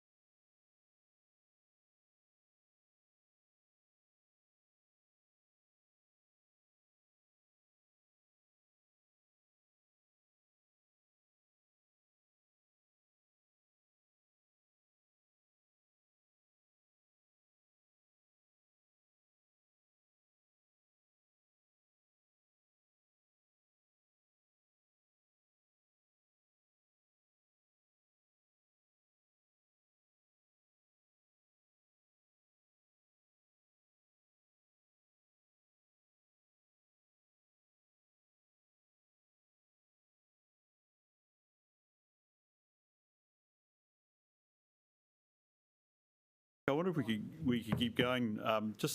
Tony's just reminded me that he has to go at 12:15. We could be in the middle of a paper, in which case I'll ask that we adjourn, let Tony get away, and when we'll reconvene at 1:45. Letitia, if there's any formal way I'm meant to be doing that, hopefully you can protect me with it. Wendy and Alice, great to have you here. We'll shoot straight into it and let you speak, please. Thank you, Chair. So Alice and I will take the report as read. Just a quick intro into the paper. I just wanted to expand on a couple of items. Firstly, driver overspeeds. So council fleet profile consists of 162 vehicles across all our teams. That includes our operational teams. There's been some interest in how we're managing overspeeds across the organisation. And I just wanted to give a little bit more detail on what that looks like in terms of that reporting. So we have a GPS system which is installed in all of our fleet, the 162. It has various reporting options, and one of those is being overspeed reports. The overspeed reports are not infringement notices, so they're not where someone has been caught on camera or been pulled over by the police. It is purely our GPS system where we can draw on our own overspeeds and manage it proactively as an organisation. So I just wanted to kind of clarify that. The satellite bounces down every 20 seconds to a vehicle. So you can imagine as you're driving along for a duration of a trip, 51k, satellite bounces down, it's going to ping you. So all of those overspeeds go into a report, and then we as a health and safety team look at the duration of the trip and determine if it's an overall overspeed or if it's a point in time where that GPS is bounced down from the satellite. So we do with our reporting, we look at the overall journey. We are constantly educating our drivers of our vehicles. We don't actually have any roles that are dedicated driving roles. So people are in and out of vehicles, short trips around the region. And we understand that the property team is currently reviewing our fleet policy procedures with a revised version and further education that's going to be coming out as well. So we've done a little bit of a push on this over the last 6 months as well. There's no expectation for our staff to speed. However, there is a fine line there sometimes with that GPS and the overspeed reporting. The next item was just around personal confrontation. We've now actively split out our personal confrontation reporting into two categories, antisocial behaviour and violence and aggression. Alice has provided a deeper dive in the report to provide an overview of how it's been tracked over time as a reported risk. The relationships that we've recently built with the police liaison has seen a greater response in our times of need in this space. When talking to our other health and safety colleagues around the region, they too are experiencing, similar increases with personal confrontation, which also includes, agitated members of the public and the hostile, environments that we're dealing with. So, we're definitely looking across this. There's lots of layers to this in the organisation and different controls that we have in place. Other than that, we're happy to take any questions. Thanks, Wendy. Appreciate that. Yes, Ray, welcome to the meeting. Great, thanks very much. Oh, sorry. This personal confrontation, is that applying in specific areas or is it over all our activities? Anybody in the council has access to My Safety, so it will be capturing personal confrontation across the whole organisation. So can we actually determine certain areas where it's actually increasing, where to the point where we actually need to, take drastic action about it? Like, is it our park enforcement people, or is it our help desk people, or where are the main issues? Yeah, so 85% are for our front-facing workers, so parking, PSR, and our libraries and community centres. So the way it works with My Safety, when someone logs a personal confrontation, it is attached to their location and their business group. So we've got all that data to our fingertips, essentially, to be able to see, okay, where are these coming and what are the trends per business group. Great, thank you. Thank you. Thank you, Iona. Thank you. The overspeeding, I take a really dim view on that, because it's the law too. They're in branded vehicles, so there's a reputational thing. Like, how far over are people going? In terms of the overspeed, yeah, it does record the actual overspeed itself. I haven't got the figures in front of me, but there are different pockets also of Wellington where there are lots of different blind spots. So we often have to go through the information, as do managers, to actually see where the vehicle has been travelling because of those blind spots. So it might pick you up at 50k here, and then suddenly the next satellite ping is at 110k, and we know that that's a blind spot. So we're aware of some of those blind spots around the organisation, around the region. Sorry, but yeah, in terms of this is managed really closely. I can say that over the last 12 months, there's been 7 speeding infringements. So those are the formal infringements as well. It's not, we're not tolerating speeding. We're definitely continuing that education and management of any overspeeds. We also report the overspeeds just for 1 kilometre or over. They all get captured, and they get sent out weekly to managers with the driver identified to say this was the overspeed for this area. And just from looking at those, they seem to be falling in that it could be 1 or 2 kilometres over, and they will still get captured. Yeah. So obviously we know that if you're hit at 50k, you're unlikely to survive. So and are people taking enough responsibility? So if they're tired and then making silly mistakes, are they learning from that and knowing they have to be more careful? Really, it's serious, because essentially that car is saying that's Wellington City Council, right? So we just can't do it. Yeah. We had an insurer come in last month, and they put up on the screen the 3 main causes of accidents and fatigue, and they ran through everyone in the workshop of the different risks there and how to mitigate them. And we brought in some of the key drivers in our fleet for those workshops. Okay, and then just about the personal confrontations, I'm sure most of us have had some experience of that as well, not just our poor staff. I guess it's a bit along the lines of Ray's question, is there a need for increased security? Do we need glass windows? Which is horrible, but if that is, what is required. Yeah, look, it's obviously one of our top critical risks as well, one of which we have recently reviewed as part of our critical risk review project that we've undertaken. Staff themselves have come up with a lot of controls, which is really great to have that engagement. Often when you are putting something in place, it heightens the interaction.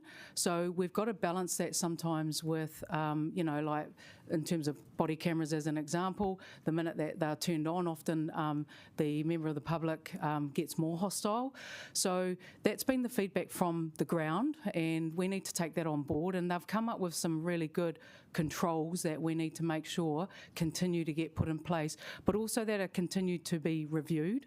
So they're not just put on the shelf and that's the way we're going to manage the risk and the control, that they're continually reviewed.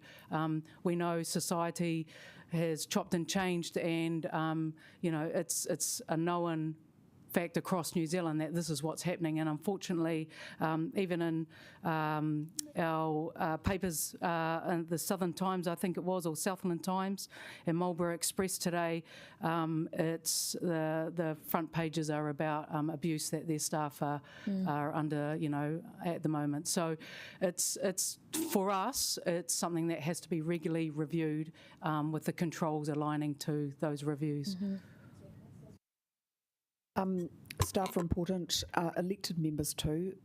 It is, so I was at the LGNZ conference. Do you think we're doing enough, particularly for those elected? I'm not one so affected, but I know there are others who are. Are they feeling like they're getting the support they need? Like, for example, I think some of the stuff that's in writing is probably passing into criminal behaviour, that people write on Facebook pages or whatever. Through you, Chair, I'll take this. We encourage our elected members to put in any incidents through My Safety, and we do have elected members that do that when we will work with them on an individual basis.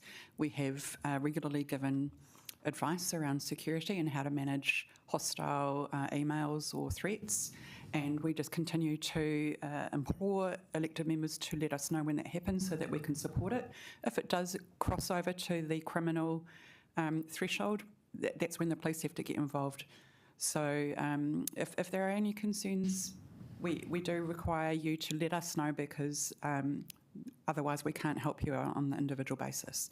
We've also put an additional review over the guidance around the election period and how to keep yourself safe as well. That will be coming out from Democracy Services in the very near future. Thank you for that, Meredith. Oh, Tony, you're next. So, thank you for all your work. And thanks for the explanation of the overspeeding sort of data that hit the headlines. I'm too very concerned that cars that were noted as being 40k over the speed limit that have all been investigated, and it's all been GPS errors. Yep. But it's very important that you're onto that. And also the report. Just in terms of, it's really nearly a really good report. I just have to note that you can't read the headlines in the report because it says there's a formatting error. So I just wanted us to check that when the report is being put into the public papers, that someone goes and rechecks what the formatting looks like to make sure that we can read the headings, because we've got all the different sections, but we don't actually know what the heading is for the section. Just a little point, so thanks. Okay. Oh, Thanks, Tony. We've got Laurie actually online. Laurie, are you there? You've got a question. Well, you're muted, I think, Laurie. I can fix that. Thanks, Chair, for having me. And thanks, team, for the report. So, yeah, the personal confrontation is not going the right way. So I guess my query is this resulting in staff turnover? And what are some of the other outcomes if this is moving into a critical risk space? What are the outcomes we're seeing from this personal confrontation increasing? I'm not sure if we could make the call if it was to lead in staff turnover, but with the exit interview work, we are integrating questions around personal confrontation and the impact that may have on a staff choosing to leave. So there will be insights from that. Meredith, did you have anything? At this point in time, we have no evidence that that is a cause for our kaimahi to leave. And we are very proactive on this. As Alice said earlier, as soon as we identify there's any trend, there is a significant amount of support wrapped around. Management in particular have been incredibly good and proactive themselves. So, for example, in parking, regularly review the confrontation that they're dealing with and have very good systems and processes to support their kaimahi out on the streets. They will pull them in, for example, if we are made aware of an issue in the CBD or in a certain area. So over and above the proactive, being a proactive employer, we have not got any additional evidence that our kaimahi are leaving because of this. So. Okay, thank through you. Chair, can I also add a comment to that? So just from a parking services perspective, the investment in new technologies and things like camera cars is helping us to avoid having people on the street, which reduces the likelihood of that risk occurring, confrontation occurring. Thanks, James. Right, thank you. Just one more question, Chair, or two more questions. Just in terms of the report, are there any elected members that staff are registering any personal confrontation? And if yes, are we seeing an increase or decline? What is that looking like? I think we'll keep the names confidential, Laurie. I think actually it's really the second question. Is it increasing for elected members? Do you know?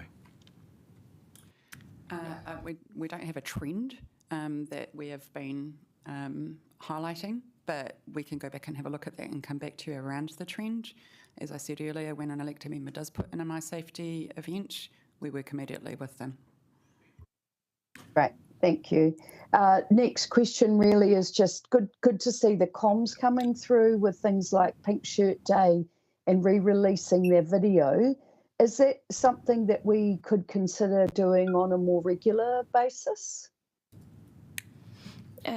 Yes, definitely. I think it was really great with the work with the comms and engagement team with this, and working together with health and safety. Last time the video was released, it had really great public feedback, and I hope it would be the same again this time. So I think we could definitely do more. As far as a control, I actually think media awareness and public awareness of the issues that our staff face actually form part of this control that would help make people more kind to our frontline officers. So we do see that as an important mitigation as well. Great. And I see Ministry for Women has also put out a video as well as LGNZ. So it would be good if we could formulate a strategy around having more media awareness, but that's another conversation. So I'll take that up offline. Thank you. Nice. Thanks. Thank you, Laurie. Thanks, Chair. Geordie. Yeah, my question was just about the overspeed reporting, and I was wondering over what interval is that speed measured and what the margin of error is? So we receive every single overspeed for 1 second, and we report to the staff if it's an overspeed of over 40 seconds. Okay. And in terms of the way that it's measured, I mean, from the GPS provider that we're contracting, do they sort of advertise to us what we can accept the margin of error for that measurement to be? I'm not sure, sorry.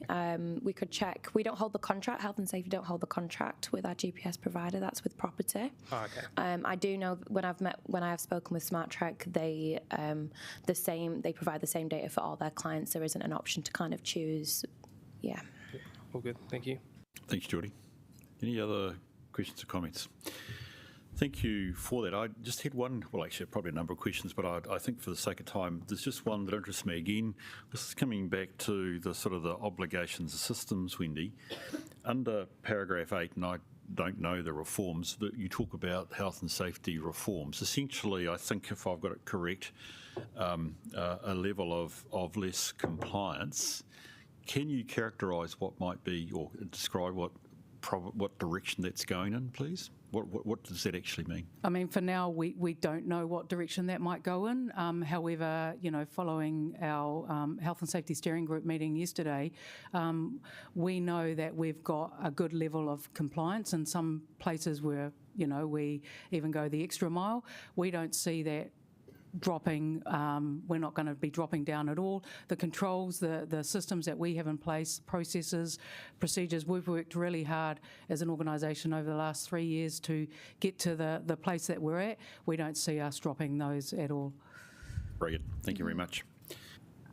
Other thing is, in terms of Section 44 verification, Alice is on to me. I'm actually going to go walk about some stage in the future. She's given me a whole list of possible dates. I suspect it would be good for these people to see those dates as well, and have the invitation to do the officer thing and verify. Oh yes, all elected members. Yes. Great. I'm just wanting to remind you, it's not about me. It's actually about us. Rightio. Yes. Thanks, Rebecca. There we go. Put in my place. Are you going to move that we receive the report? Yes, thank you. I've got to move it. I have a seconder. Thank you, Tony. Is there any debate? The reason I take a dim view on speeding is the same reason I take a dim view on people assaulting our parking wardens. There's a massive sense of entitlement that some drivers have, and needs to stop. It's a cultural issue, and it causes lots of problems. And so that's why people hate parking wardens. I love them. I always congratulate them when I see them on the street. You're doing a great job. Tony? I just want to again note the great work that the council does in this area. We talk about a number of areas where we're in a growth phase, but I think we're actually right up there when it comes to our team and our systems about dealing with staff safety, health and safety. It has been a big focus of both the previous chief executive, and I'm sure the new chief executive will continue to maintain it. And you can see the transparency too. It's not just that we're doing a good job, but we can see we're doing a good job. This is what good looks like, in my opinion. And when people ask what good looks like in risk management, I point to the health and safety team work. Also, in terms of the discussions about what we are talking about, it's clear that, you know, issues come up like speeding, and the council's able to provide the media and ourselves clear information and even explanations about stuff. That's a spotlight that this committee is all about, and I'm mostly interested in, even with the personal safety thing, about the questions that were asked by elected members. Is it getting worse? That's the red flag. But at least we have the meter under which we can measure it. So thank you very much, guys. Keep up the good work, because it is a wee bit of a thankless task, but do keep it up. Thank you. Thanks, Tony. Rebecca, any final comment? Can I ask you to take your remotes and move, please?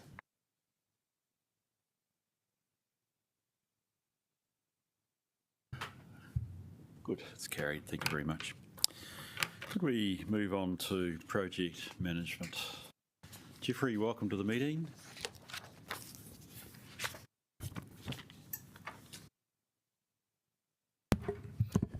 Kia ora, councillors.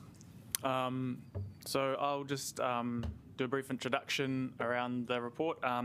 So I came and talked to you around about 6 months ago around a PMO update, and this is sort of a follow-up since then around how project management is going at council and how the PMO is going at the council.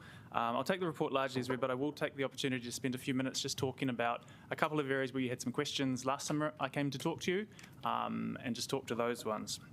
So one area you asked about was how we measure the success of the PMO, whether you know whether it's making a difference in terms of project practices in the council. Overall, the success of a PMO is kind of the absence of failure, and so it's a difficult one to measure sometimes. When things are going well, that's when you know your PMO and your project practices are operating well. There's a couple of things noted in the paper, though, where we can have measurements. One is around what we call a P3M3 assessment. So that's an external reviewer coming in and looking at working practices, looking at a sample of projects that the council undertakes and getting an understanding around the capability of the organisation in terms of project management. We last did one in 2001 with a result of around about 1 out of 5. That was not unexpected, and it's not unusual to have a relative. It sounds bad, but it's most public sector organisations, I think, will struggle to get much beyond 3 in terms of some of those maturity ratings. So it's a way to measure around the capability of the organisation and are we making progress. And so we intend to run another one of those to have those regular marker points around are we making progress in terms of the capability of the organisation. The other measure that we've put in place since the last talk to you is we've added to our project close reports the capture of some baseline project information around the performance of individual projects. So we're systematically now trying to capture information around time, scope and budget in terms of what's the actual performance against the original baseline expectations of the project. So that's a relatively new thing. We don't have results to share with you in this meeting, but it lays the groundwork for a structured capture of information that can be analysed and made sense of over time in terms of are we getting better, and also create an ability to have a learning organisation around what went wrong and what didn't go well around these projects. The other area you asked for last time I talked to you was for some more practical examples of the work the PMO has done in projects. And a useful example that I'll pull out there is in terms of our role as operating at a second line of assurance in terms of projects is around the Shell Lane bicycle rack review that we undertook for the organisation. So I could just talk a bit about that and how it sort of fits in terms of our assurance role. So the Shell Lane cycle rack project, for those that aren't familiar with it, was a project to install a cycle rack, Shell Lane just off the terrace, the cost of which ended up being significantly higher than was originally anticipated. And so the executive team asked the PMO to undertake a bit of an assurance review around what went wrong with that project, has the organisation learnt lessons, and how basically is a similar thing likely to happen in the future. So that's really undertaking that assurance role that that PMO is available to do for projects, a bit of a semi-independent view.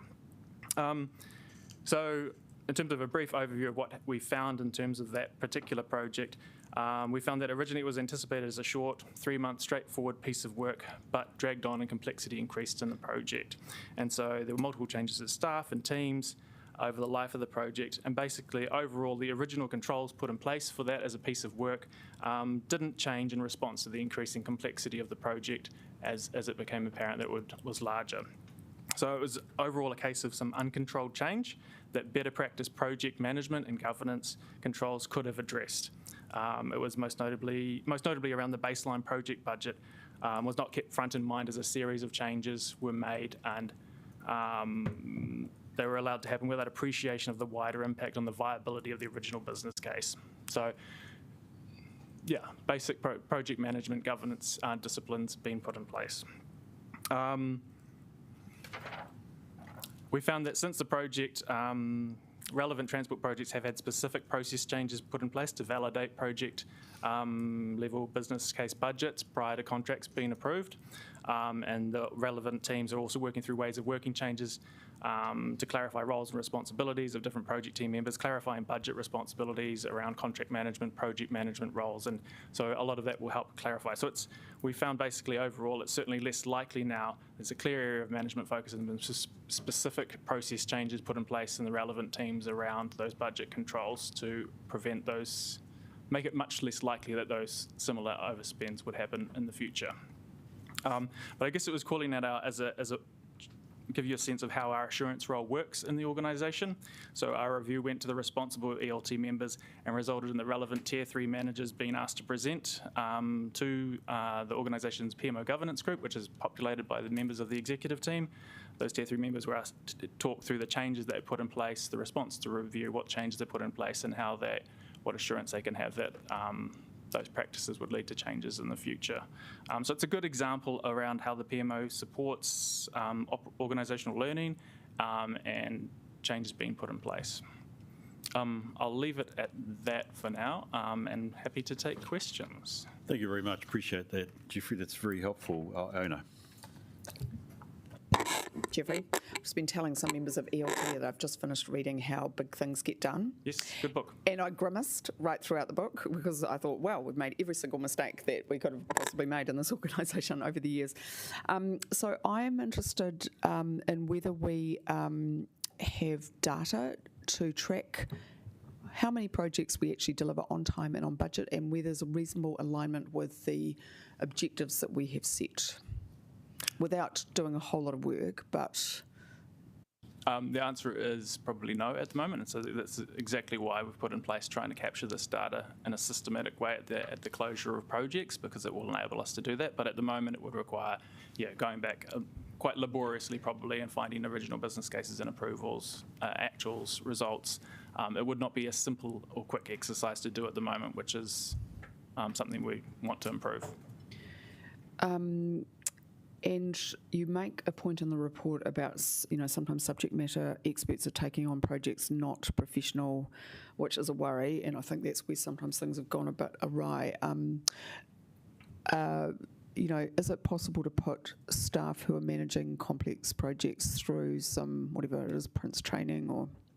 Yep, definitely. So for our significant projects, we largely have... You'd have a professional. Yeah, professional. Yeah, but maybe the middle... We were more talking about that observation is more around our moderate minor projects where I think it's pretty common across local government. You have subject matter experts running these things rather than professional project managers. And 100%, definitely we want to lift the capability of project managers and project management in the organisation. So one of the key things that we're working on at the moment is around developing up that project management capability frameworks and some clear definitions for the organisation around what level of capability in terms of planning, resource management, financial management are expected for different levels of project manager operating on different levels of projects within the organisation, and then have that as an ability to have those development conversations with staff around what are their capabilities, where do they need to grow, and how do we support them to build their capabilities in the right ways where it might be needed to build that. It's an ongoing challenge, I think, around supporting our staff with those skill sets. Yeah, okay. And just the last question for now. My my sort of, I'm going to sound like Councillor Chung, my kind of interest in this issue, and Councillor Free, I'm not going to talk about climate change in this report. I'm just very, very interested in how efficient we are and how we spend money. So I guess the accountability, what does that look like around giving elected members confidence that when a project we say, look, go off and do this, go and upgrade the Begonia House, for example, that is going to be done really, really efficiently and, at a good price, so that we're getting the feedback. And obviously there's the town hall example but there are others where maybe with hindsight things could have been done a bit differently. Yep, I think probably this, I think it connects to a conversation you had earlier around risk in terms of how you get visibility of some of those significant project risks. I think part of it, I want to do some work around, have we got the right set of reporting for committee members, for council around our significant projects? So it's about risk, but it's also about assurance. So what assurance activities are we undertaking on those significant projects, and how can we make those assurance activities visible and available to you to give you confidence around the practices those projects are running? That sort of talks about significant in terms of some of these projects, like the Shell Lane, which is more moderate projects. I think at the moment some of those assurance comes through your internal audit or internal assurance program. That's really where I think you're probably getting that advice around what are the organisational controls and practices, and are they operating well to manage some of those risks around managing projects well. I think there's a project governance and reporting assurance activity in the program at the moment, which I think is concluding, or will be brought back shortly. Those are the sort of activities I think at the moment where committee gets that assurance on the sort of the big body of moderate and smaller projects across the organisation. But I definitely want to have a separate conversation about significant projects and how you guys get that visibility of the assurance activities on those. Can I go back on the list? Thank you. Jenny, I think you may have a comment. Just to add to that, that was a great explanation, thank you. Just to add to that, I know your scrutiny is also at business case level when the bigger projects come through, like you've seen, particularly with the ones we did a couple of weeks ago. And I think also when delegations kick contract approval to you, like we had with Band Rotunda, that's another point in which you will get to see that kind of where things are heading. The other point I just reinforce is, as we had that conversation with Hut 2, we do need to make sure when we're setting up the governance, once the business case has been approved and all that stuff's done, that we've got the right settings and the right parameters, that we know when we're out of those, we come back to you. And that's really important. Thank you, Jenny. Tony. Yes, I've got a few questions, but first of all, in your report, you assessed a starting point for coming in and establishing a PMO is that we're at sort of 1 out of 5 in maturity. You haven't done a reassessment, but where would, to put you on the spot, where would you put yourself, put the council? We made progress that we're at a 2, or you know what I mean? I think we've certainly made progress since the 2021 report was done, and I think I listed a number of things in the report that have happened since then. That measure is a particularly difficult, hard measure in terms of you have to pass everything to move up to the next level. I would have thought we'd be into the 2 area at this point, or getting near to it. It's the different levels are really around, how systemic is the capability in the organisation? Is it reliant on individuals and pockets of good practice, or is it built into the DNA of the organisation? At the top levels, level 5s of that level of maturity, you're an optimised organisation. It's just how we do things, and that's really what my interest is in the PMO. It's around what practices happen when people aren't looking. So is this stuff baked into the DNA, the ways of working, the culture of the organisation, good practice, project management, good practice controls? We certainly have made progress since 2021, I would say, and probably as much as you could expect to be made in the period of time. Yeah, and I'm sure we're not aiming to be like NASA. No. We're not really aiming for 5, but... No. So just respect with the bike rack, you said there's been some learnings from the funding errors or the approval. Can you just give a little more detail of a specific control that has been changed as a result of that? I mean, and just in terms of saying, well, now when you do this, you have to get that approval?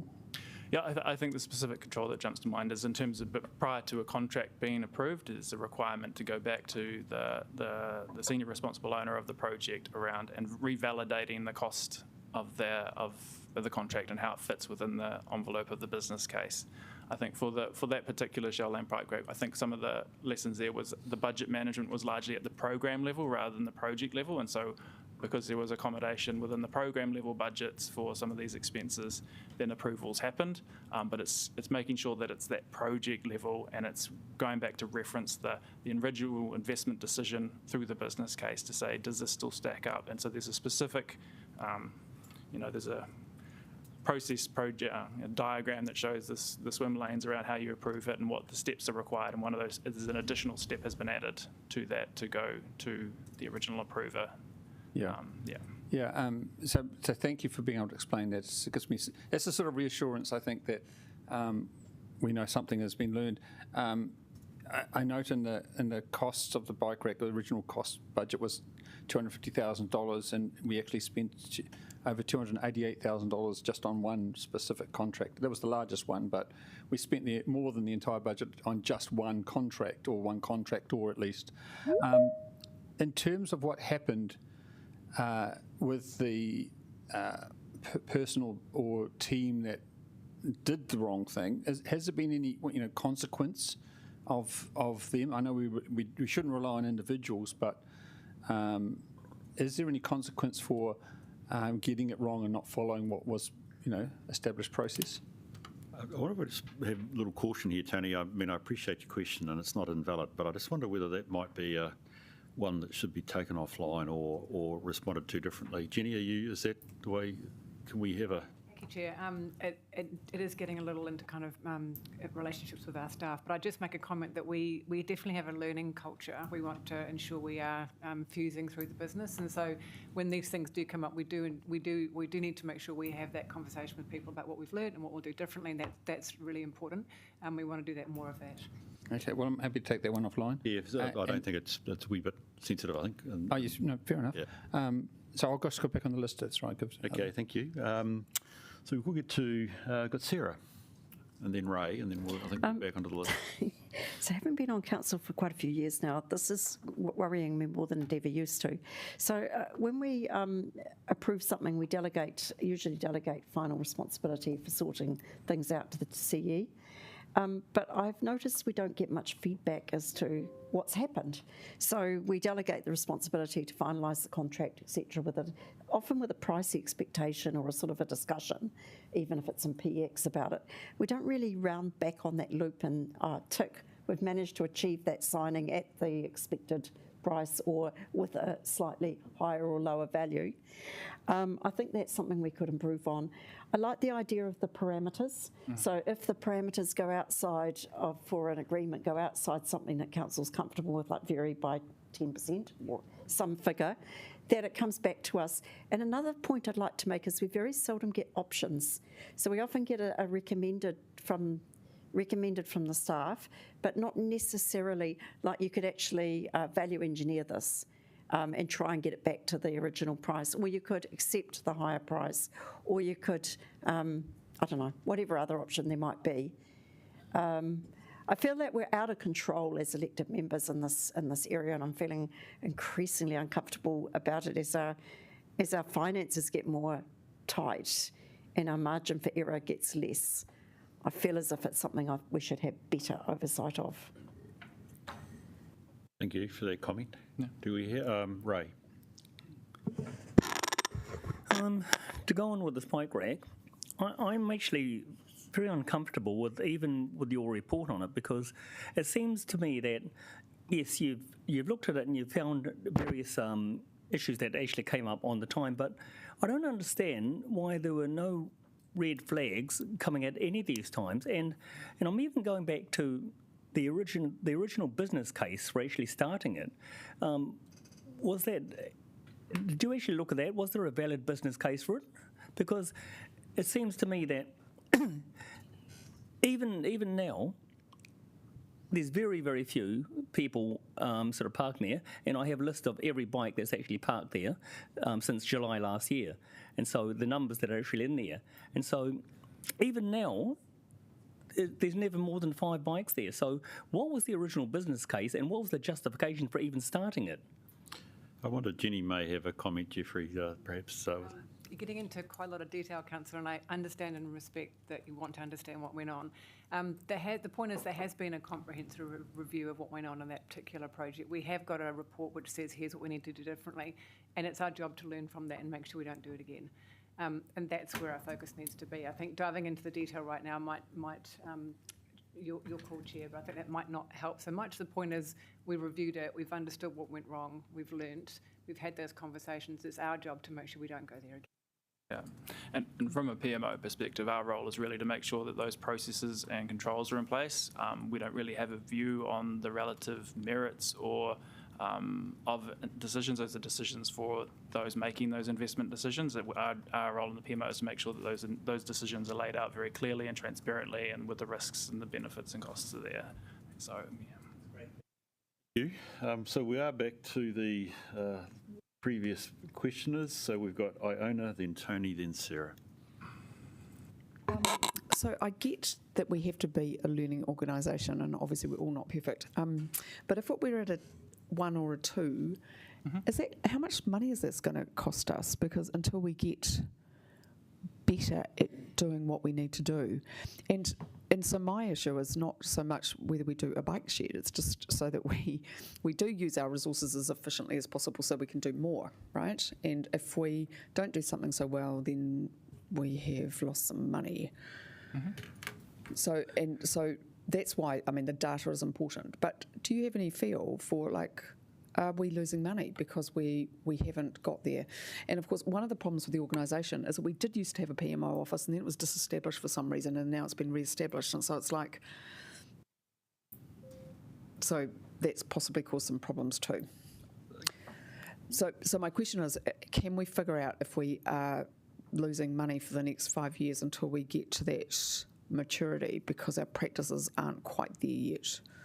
I think general experience in organisations is that higher levels of project management and governance maturity and capability lead to organisational efficiencies. And so undoubtedly with lower levels of capability, you will be leaving money on the table. You will see some level of inefficiency, I guess, in your spend or your decision making.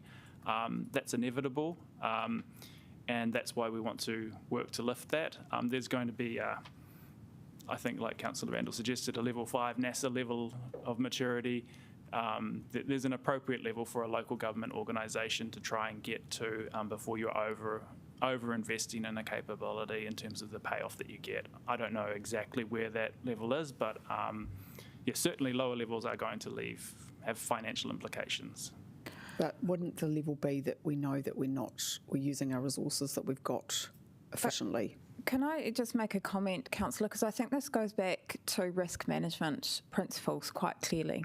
And in 2021, the Council decided to ramp up quite significantly its capital expenditure program, and that puts the organisation under strain. That results in risks occurring because you need to get the right people in, you need to be able to mature your businesses. But that was a deliberate decision made at that point in time. And so we need to be able to have time to upskill and work towards that maturity when you have such a significant capital program uplift. And so, you know, that was the decision of the Council at the time.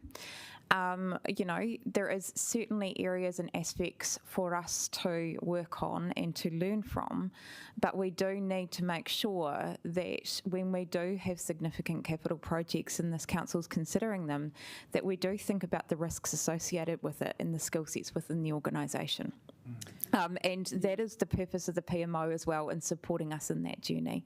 So I just wanted to really make that clear, because we talk often about the things that have gone wrong.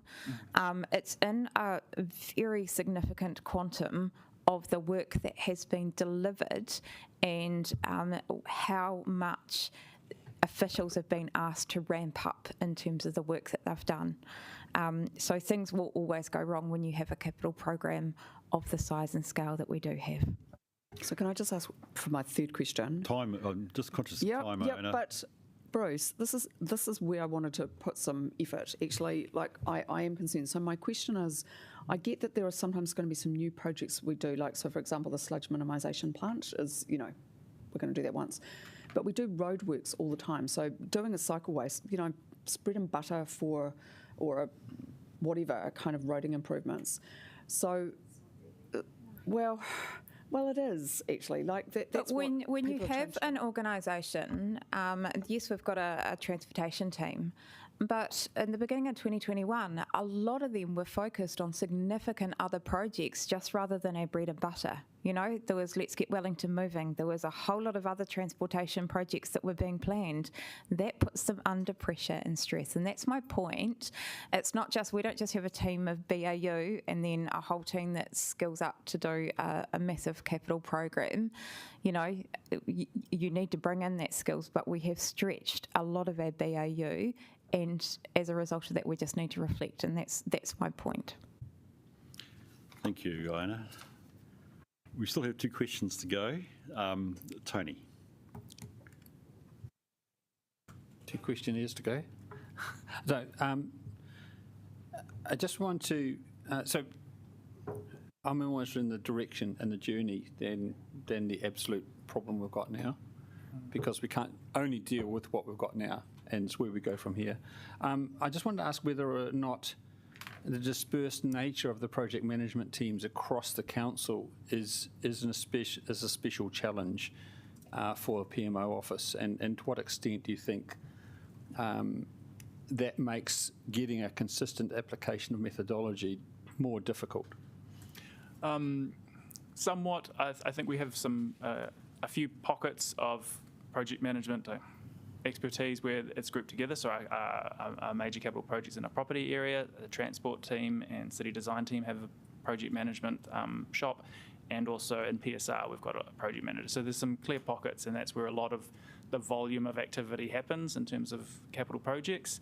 But we do have a number of project managers distributed across the organisation in other parts, and it's those ones that I'm interested to make sure we're supporting as well. So some of that stuff I talked about around having that good capability framework is as much as anything about supporting the managers of those project managers to know how to work with project managers, how to develop them, and what skills they can support those project managers, because they don't have that team around them who are experienced project managers, and that's a role also of the PMO in terms of working with those project managers who are a little bit isolated to support them and make sure they've got a good reference, a sounding board for progressing their projects, how it works, and how to develop those people. I don't think it's substantial, because I think the body of work happens through those big pockets where we have discipline. We have capable project managers and managers of project managers who understand and are building capabilities in those areas. So it's not substantial, I wouldn't say. Okay, and just to reiterate, the accountability for projects really is not to you, they're to the project owners and sponsors, which are the business managers in the units, and you're there really to provide help and assurance.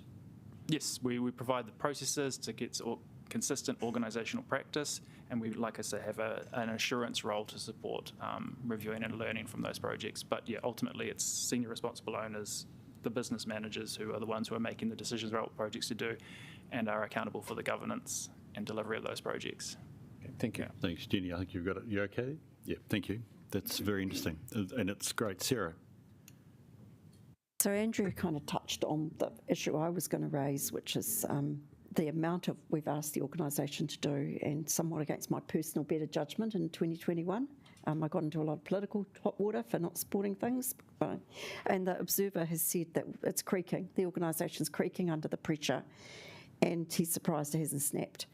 I believe I'm not misquoting him. How would the staff know, how would senior management know when to tell us that actually if you keep asking us to do this quantum of work, you're putting the delivery of our projects as a whole at risk because we're going to be overloaded? Do we have a measure? Can we have some assurance that we would actually get that frank feedback at some point? I think you do get that frank feedback. I think in many of our our committee or council reports, we highlight the risks, and that's often outlined in the risk section. So that was, that has highlighted, I think, when you go back to individual projects and the scale of where there is known information or not known informational risks, that has been there. And council will make a decision on that. Our job is to then action that and do the best that we can, and we do that through a variety of thinking about what's the skill sets that we need, what's the governance that we need in place, and working through that to the best of our ability. However, at times things could go wrong as a result.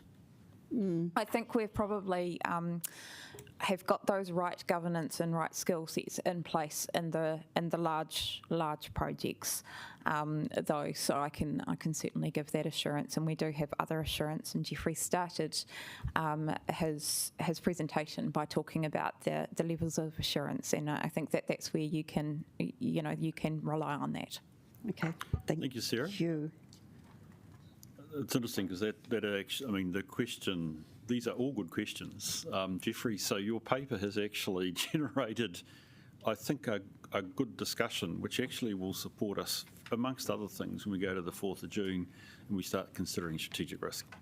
I don't know if you were here for that conversation, Jeffrey, but this is valuable stuff that will help support that sort of discussion, Sarah, about where our focus in terms of risk, what will stop us from achieving our objectives.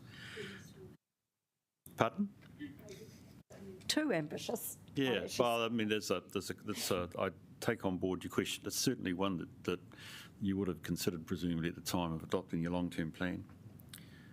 Can I ask for somebody to move? Thank you, Rebecca. Do I have a seconder? I'd like to speak briefly. Yeah, no, I can, but do I have, sorry, it's Tony's second, so I just want to check out a seconder. Thank you, Rebecca. Yeah, I just, there's good questions, and I guess we do tend to fixate on where things have gone wrong, and I understand that, and I think that's necessary and important. But I would like to say I think there is some evidence that the organisation is maturing in this space.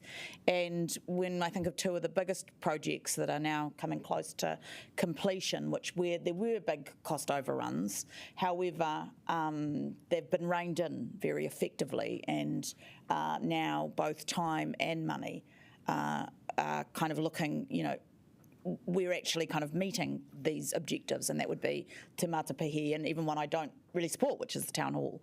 And I guess I also wanted, because I was thinking about what you said, Sarah, about the options, etc. And I thought the very good paper around HUP 2, which was, a massive project, we were given a range of options, things that were, spending more and doing more, spending less and getting less, and a high level of analysis behind those options that to me gives me a lot more and very specific accountability kind of reporting plus governance of those projects, which I think is very much a sign of how we are evolving and maturing in this areas. So I just wanted to give a little bit, I think it's important that we focus on where the things that have gone wrong, but also to note when we're doing better and where there is reasons for optimism and encouragement, actually, about how we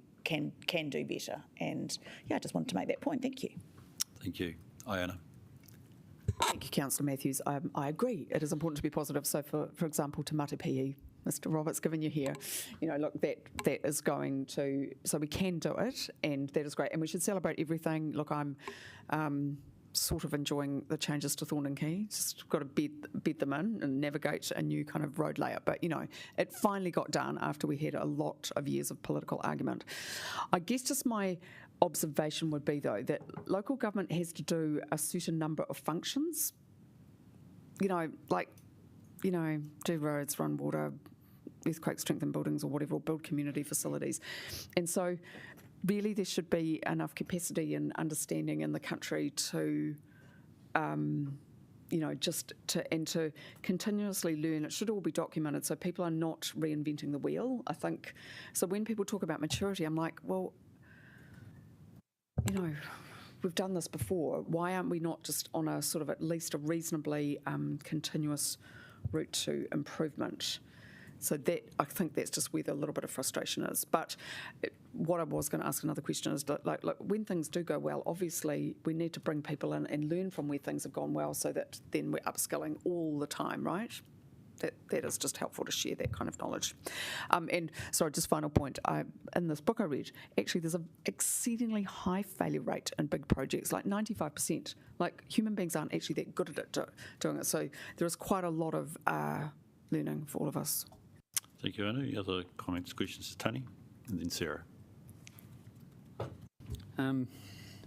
Yes, we have just been talking about strategic risk, and much as there's been some really good work being put underway for me, perhaps reflecting also the thoughts of Councillor Free. And this is an area which I would say is still a strategic risk. This council does a very large amount of project work, and one of the things about surely we've done it before. One of the key things about a project is that they're all individually different. That's why they're wrapped up in a project, because it's not standard pieces of work. It's not like, I'll just pick the example of checking on parking. You know, checking on the parking on Waller Street is very much similar to checking on parking on Redford Street. And so we can use a standard operational process in the service, and we can have wardens, and we can switch to cars, and we can be optimised. That's a very different thing. Putting a cycleway up Glenmore Street is quite different from putting a cycleway along Adelaide Road, and that's also very different from Evans Bay Parade. Very different projects, and requiring individual localised engagement, different challenges, different road space. That's why we have this wrapping. I also want, much as we're making progress, I really would look forward to the PMO office report being like the health and safety report, where they can talk very transparently and openly with the information. I think one of the things that we need to continue the conversation is I get the sense that they're very focused inwardly, reaching out to all of that next level of projects and applying good project methodology, making sure that they are. And the bike rack is a medium project in this organisation, a budget of $250,000. You could put a full-time project manager on it, but it would cost $100,000 for them to oversee the length of a prime just in project management if you did it at grade 5. And the fact that it went wrong is really more about the individual teams learning good practice, not great practice, just good practice, and learning what the key gates that they need to go through to check that they're doing it right. I also think we need to have a continued conversation around the transparency and how this committee would like the information coming out of the PMO office to better give assurance that we know what's happening and that things are improving. But I'm sympathetic that they need to still keep focusing on getting the consistency across the whole of the organisation with their work. And so we're on a journey, and we need to get better because this is still a worry, but I do support the work that's been done. So thank you. Thanks, Tony. Sarah. Yeah, look, just because I've raised a few concerns and been a bit frank about that doesn't mean that I don't think the council as a whole has been doing quite a good job. And, the expectations of our communities are very high, partly because the council actually does a really, really good job with the basics most of the time, pretty much 100% of the time. But I think what we've been at risk of as elected members is shocking our system too much with being a little bit too ambitious and trying to tackle lots of problems which are overdue to be tackled, but trying to tackle them in a great big, trying to do too much actually. And I'd like to see us being a bit more cognizant of the city as a system and the organisation as a system, and just being aware of the fact that it's creaking at the moment. And our observer did make some observation along those lines. We have put a huge amount of extra demands on our organisation just from having another go at an LTP. We've heard that from the staff. All of that business as usual they haven't been able to do to the same degree as they might have done because we have demanded another crack at the LTP. For myself, I'm really minded to even cut a capital program a little bit more and let our organisation just breathe and recover and turn their attention to some of the systems and processes that probably need updating and refreshing, because we must make sure our city continues to do business as usual really, really well. And I feel that we're putting our ambition as elected members has put some of that at more risk than it needs to be. So I'm going to be personally looking, to really prioritise what we choose to go forward with. It's not to say cutting lots and lots of things out, but I think it's incumbent on us to really think about how much value some of these extra things are adding, how necessary they are, and the time frame they need to be done in, so that we can reduce the risk of getting really important things, them not getting the attention they need and not getting the process right, and actually mucking some really majors up. And I don't really count the overspend on the bike parking as a major, but for me, we could muck some really big majors up, and that would be pretty sad. Thank you, Sarah. That's anything in response? Just very briefly, thank you for those comments, Councillor Free. And I agree, but I guess we've just been through this process and councillors did add things back in. So, I think this sort of conversation really, this didn't take place when we went through the question about the capital, and it's always that kind of response to the community feedback about please don't get rid of our thing, please do our thing, and it's very hard, but we need to balance that a little bit more than we have been. So yeah, your points are well made. Thank you. Thank you for that, Rebecca. So the motion is that we receive the report, which, well done, Jeffrey, it's given rise to a substantial discussion. Could you please take your remote and vote? Thank you.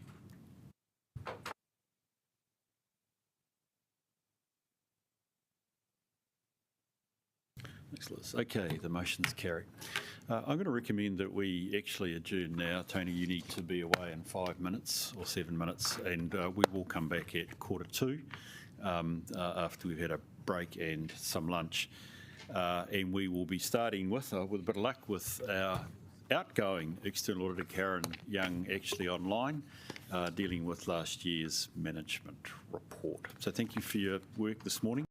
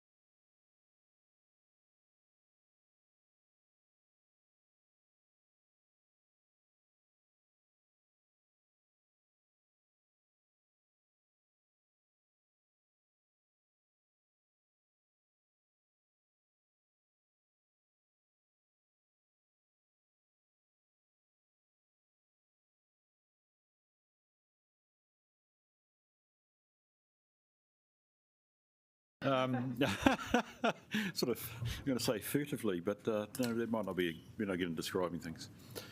Okay, look, we will recommence. I presume Tony is not too far away.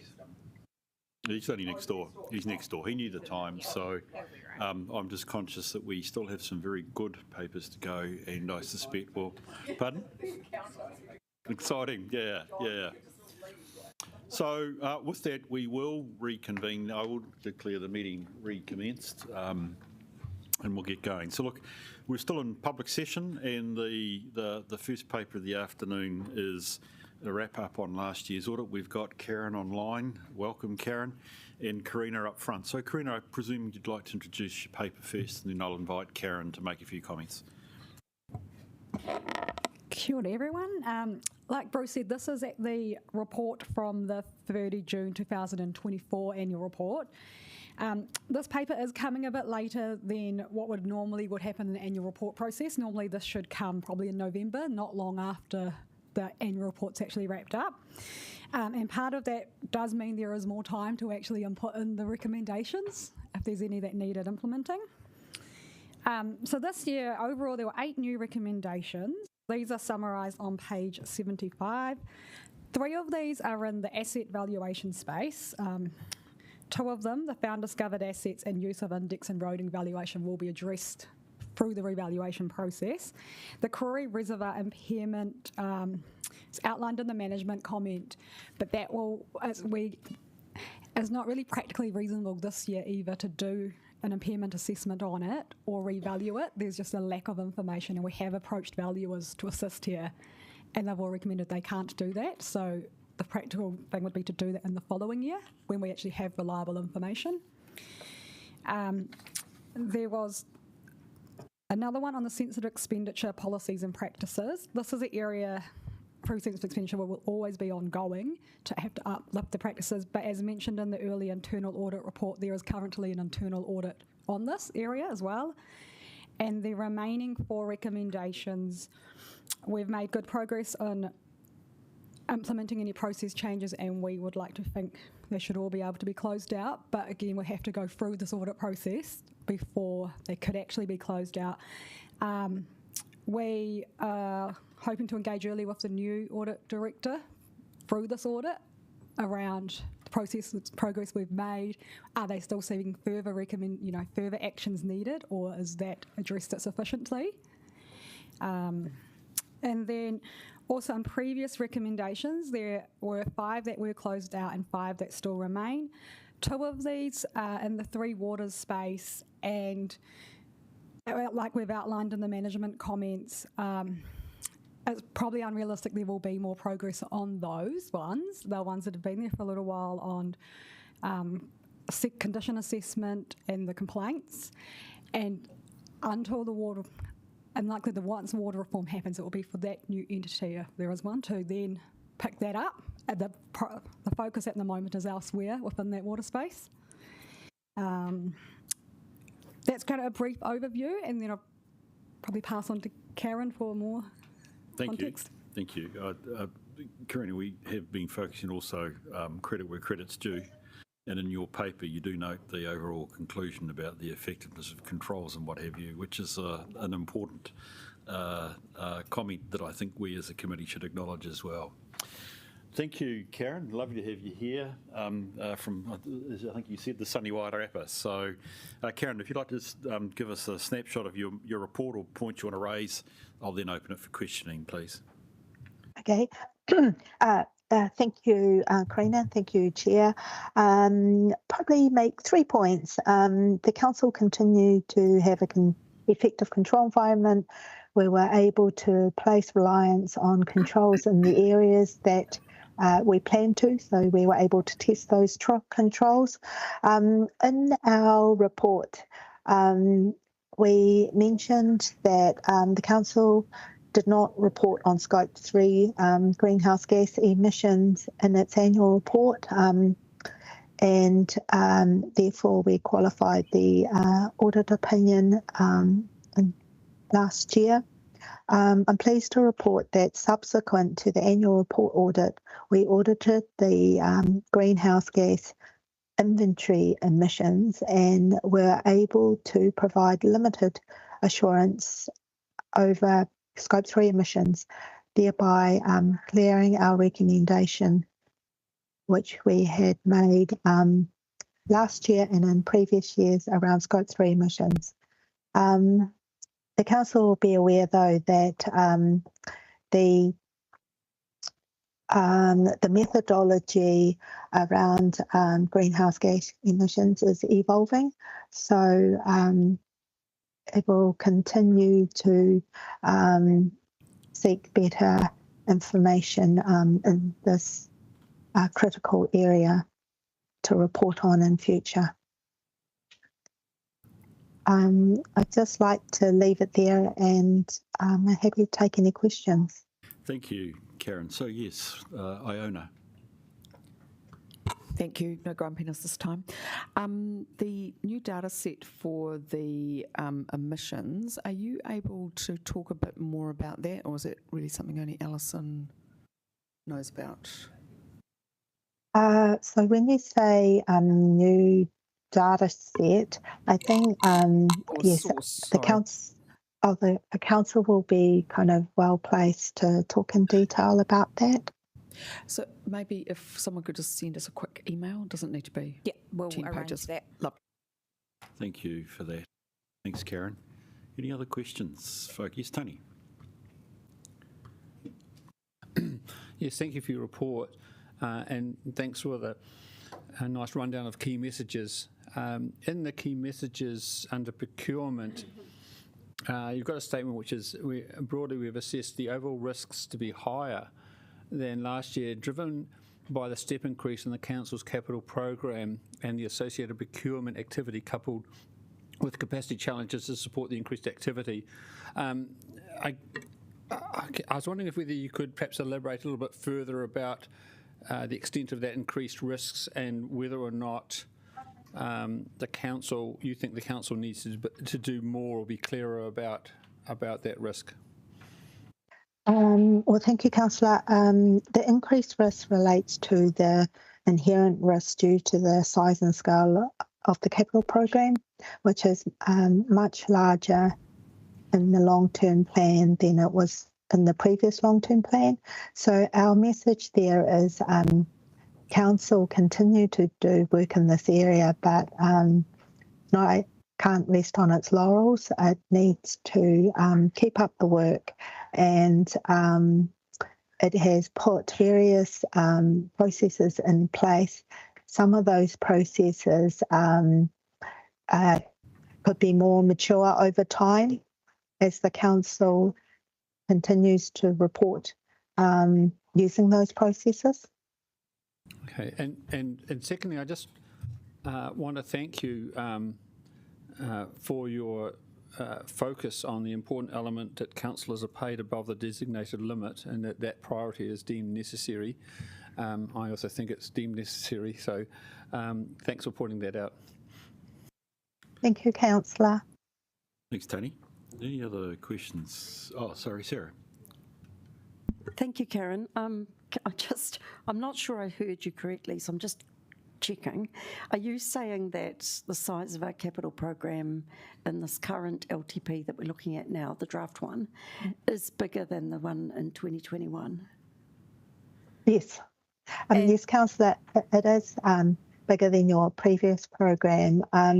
There are also emerging risks as a result of that, including some capacity, which means that the council needs to review, in our view, capability, capacity, reliance on key person, and where it is in partnership with third parties on the delivery of the program, then there's increased complexity.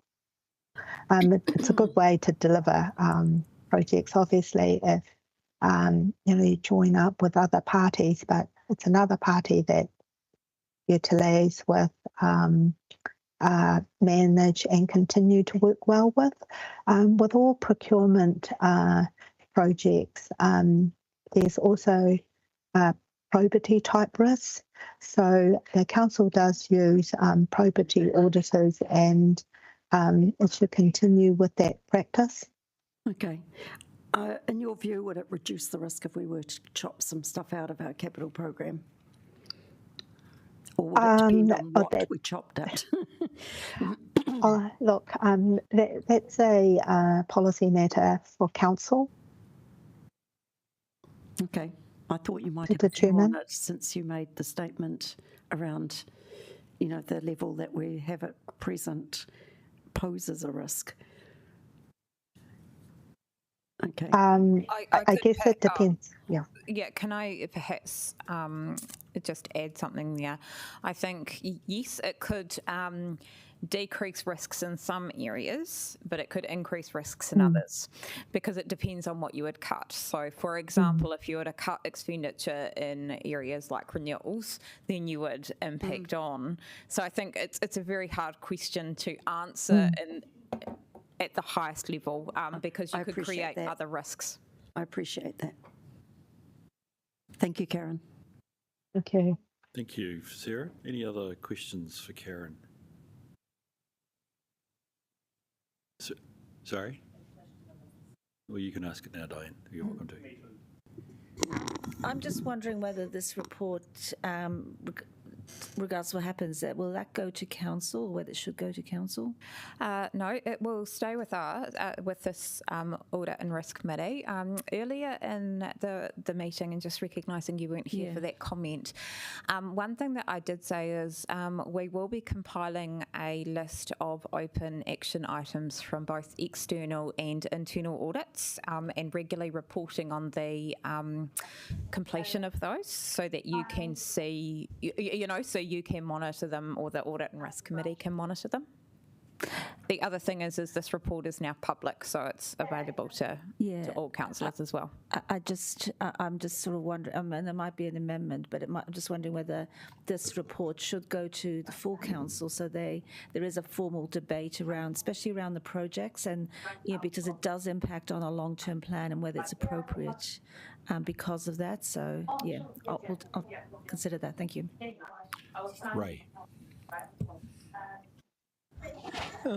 Just a question to follow up on what Karen has actually just said, and also your response, Andrea, is that Karen doesn't comment on, or the Audit Office doesn't comment on policy issues that we actually have, but when we're referring to cutting costs in capital projects, as with the example that you gave, if we cut down on renewals, then of course that has implications in. But would it be appropriate for you to actually comment on the projects that don't have repercussions or implications in, say, such as new projects? Would that be appropriate? In terms of? In terms of keeping our margin of error, I may call it, within the long-term plan? Yeah. So, look, I think we're in quite a significant bow wave of new projects, and that's starting to come towards an end, except for Haratua, I think, is probably the new one, but that is for like a 10-year period. It's not like the Town Hall, Tamatapihi, Sludge. Those are very, very significant projects in their own right. I think the other thing is depending on the outcome of your decisions around water reform, noting that a significant amount of capital expenditure will come off our work program as well, because any new water services entity will be responsible for that capital works, as opposed to us doing it via a third party, which Karen also noted that there's some risks with. So I think we've got less kind of new projects coming up of the scale and size that we have been doing, but I'm not sure if that answers your question, Councillor. No, it doesn't really answer my question. I think what I'm saying is that obviously we don't want to stop any projects that are actually in play, because of course there's huge repercussions in those. But in starting new projects, they don't have an effect. If we don't start a new project, then of course there's no repercussion as far as cost to the ratepayers. Can I just ask a follow-up question? Because I think it's worthwhile remembering that all this advice has been presented to us for the LTP amendment to cut capital projects, which we are currently in the middle of. Yeah. Yeah, I was just about to. Yeah, I totally agree. So all of that advice has been previously discussed in the 2 iterations that we did for the long-term plan, the 2024, and then secondly for the amendment itself. And of course, you'll be debating that on the 22nd of May.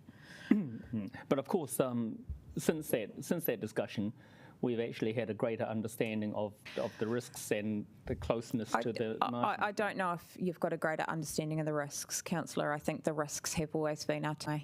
Yeah. Okay, thanks. Thank you. Any other questions for Karen? Karen, that's proved the value of an external perspective. I think, Tony, you already mentioned this from having Grant Thornton as our internal auditors, bringing a set of eyes, and Karen, that's been really useful. Firstly, for the affirmation about our controlled environment, I always go back to that, but also for some of the areas that we need to pick up on. Do I have a person prepared to move the motion that we receive the report and we note the content? Thank you, Liz. Appreciate it. Have a seconder. John, thank you. Any discussion on the motion? No? There being none, can we take our remotes, please, and vote?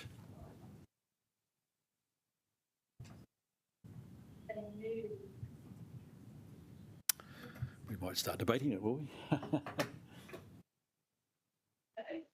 Brilliant. Karen's gone. Are you still there, Karen? Yes, I am, Chair. Karen, you is this the last time we'll see you at the committee?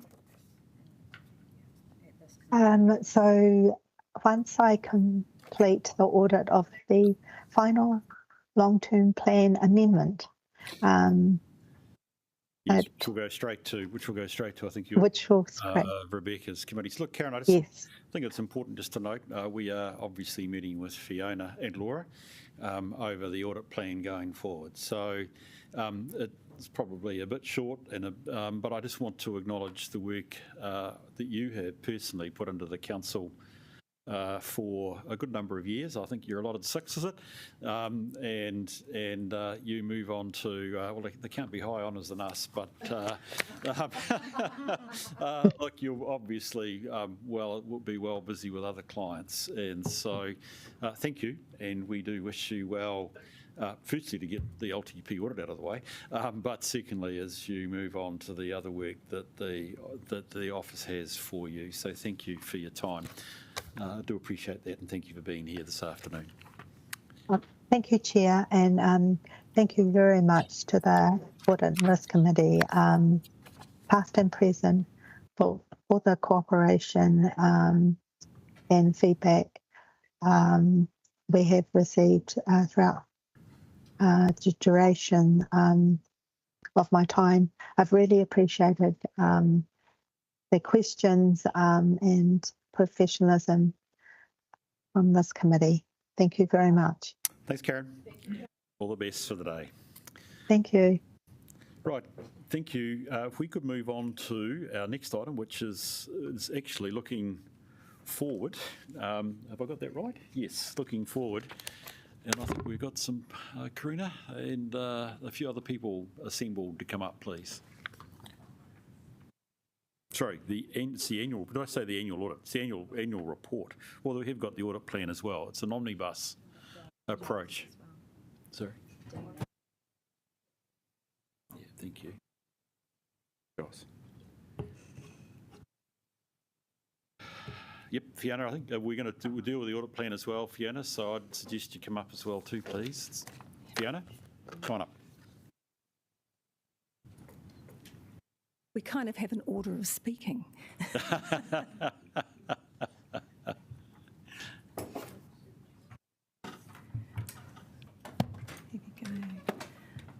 Right, Karina, I presume you or Joss, you're going to lead off. Thank you very much. Lead off, thank you. Kia ora koutou, I'm Joss Anton from the Planning and Reporting team, and I'm going to talk about the non-financial aspect of the annual report, and I'll hand over to Karina to talk about the financial side of things, and then I'll let Fiona to formally introduce herself, and she'll be talking about the audit plan. Okay. I've taken the paper as read, and I'll just go through some of the highlights, really. The big highlight to begin with is the fact that everybody knows that there's a local body election, and as a result of that, we're looking to adopt our annual report on the 30th of September. This is an early adoption. There are some risks associated with that, but we think we've mitigated them as well as we possibly can. We're doing a lot of forward planning to ensure that we can meet this deadline. If we're unable to meet the deadline, then we are at risk of breaching our statutory obligations, which is adoption by 31 October. We do have a little B plan in that event, and we're hoping, so we're doing planning in that space. We do have an additional audit, which is the greenhouse inventory audit, and we are planning for that to be completed within the same timeframe. And we are talking with Audit New Zealand in that space to do the best we can in terms of planning as well. The requirement around the inventory, the greenhouse gas inventory audit, is that it links to our greenhouse gas KPI, and we would need assurance over the audit in order to get our KPI component, and that's a qualified measure. There are two key milestones in terms of our timeline, and we are actually looking at those to see if we can improve it a bit. The first one is 27th of August. We had planned for a long-term an LTP meeting with the ARC members dialing in, and the purpose of that was to workshop to give assurance to councillors and elected members and members of this committee about the progress that we're making on the annual report. So what we're looking at the moment is actually seeing if we can actually have a formal ARC meeting after the LTP meeting, and we're in the process of sorting that out. The second key date is the 25th of September meeting of this committee, and that is to receive the final audited annual report along with the draft written opinion. So that's in order to allow us to adopt the report. Was over.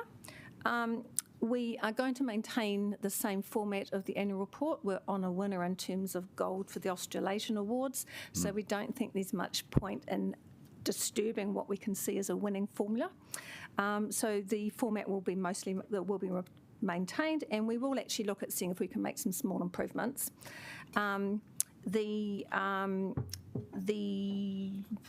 What else do I need to talk about?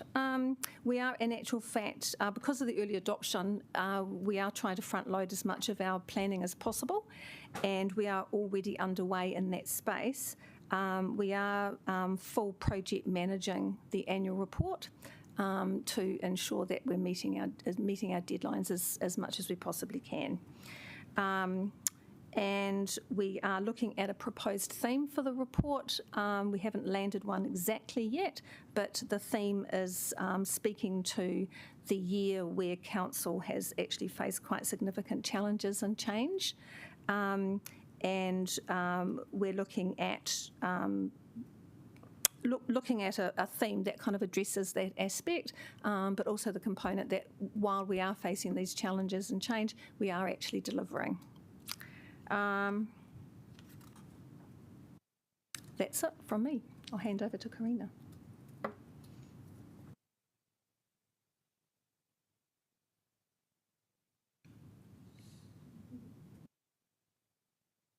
So we were going to present on the pro forma financial statements, but I wonder if it makes sense to talk about I think the it audit would be plan, helpful the to timetable. follow on with you, Fiona, with the audit plan, because it raises some of the particularly the estimation and measurement issues, which, while we're not dealing with numbers in the pro forma, will ultimately affect the pro forma. Okay, so I'm pleased to present my first audit plan to the council. So I'll just go over sort of some of the key areas of where we're going to be focused on. Qualified performance measures, which is the greenhouse gas measure. It was qualified last year. We are in discussions now, just making sure we understand the scope for this year, what's included, and then obviously it's a very technical area, and going back and making sure that we front foot as much as possible any opinion impacts before we get to when we're doing the audit work in August. So I've already had initial discussions with the technical expert back in our office, and so she's already come to me with some questions, so hence the meeting going forward. The revaluation and fair value assessments, we're front-footing those again, but they are also a key aspect of the audit plan, in particular the fair value assessment of the three waters, and you'll note in there is some sort of expectations around what management will look at to give themselves and council comfort that they're happy with those estimates that are in there, that they're based on the best available information, and that they're taking into consideration some of the reports that have come out around Wellington Water in particular and the impacts that might have on the valuation itself. We've already had discussions with Karina and her team and the valuers as well.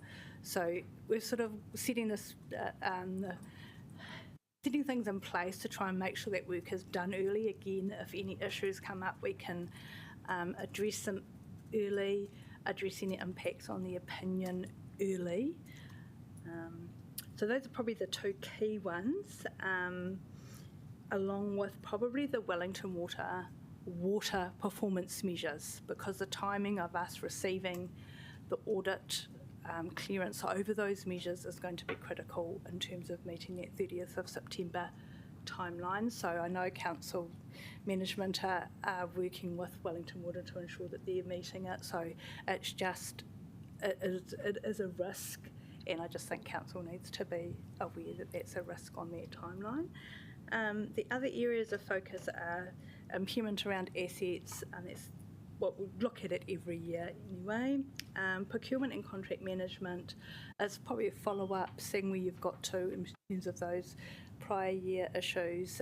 We will look at doing some limited work, but I think we'll, based on what I've been hearing today at the council meeting, also just touch base in terms of what your internal audit have been doing so that we're not repeating work there. And then the other key area is the risk of management override.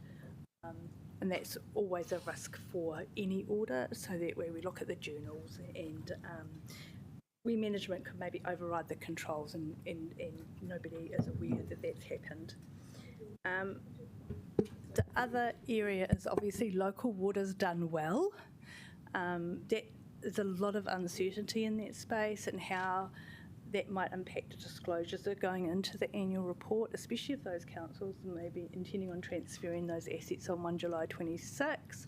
So OAG and our local government sector knowledge group are working in that space, and we're expecting more advice and disclosures on that. So I'll be liaising with Karina and her team around that as soon as I've got it, or if there's any additional information that we need, we'll just keep in contact around that. I think I've said several times, and I've got it in the audit plan, is around the risk, around that date of signing on the 30th of September. We've got milestones in the audit plan.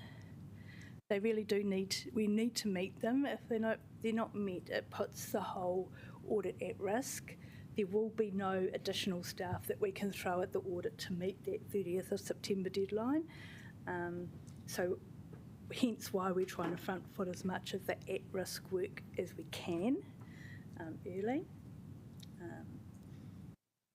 Yeah, so I mean, I think we've put a recommendation in that maybe council considers having a backup date pre the election in that first week of October, or actually has an adoption date in that first week in October. But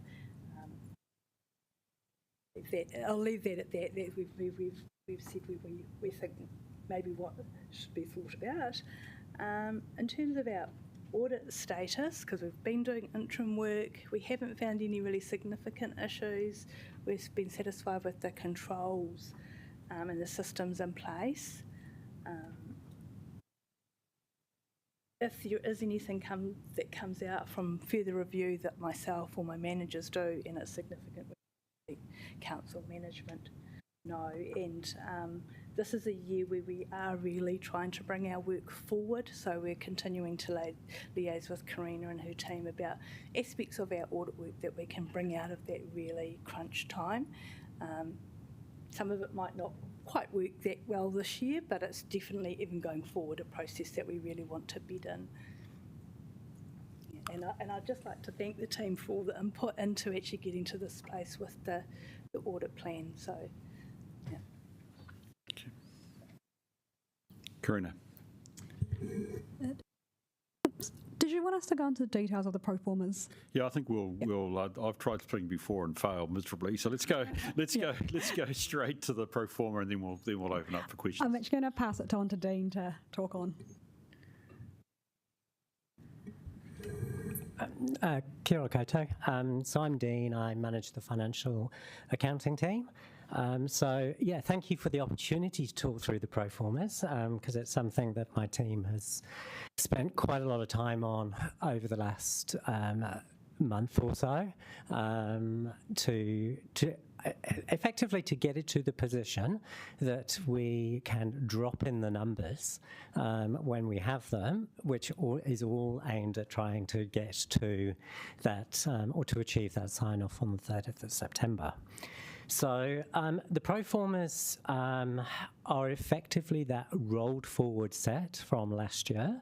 They don't have the current year numbers in, but they do, as much as we possibly can, have as much updated wording in there to reflect the actual state that we will end up with, the final set of financial statements.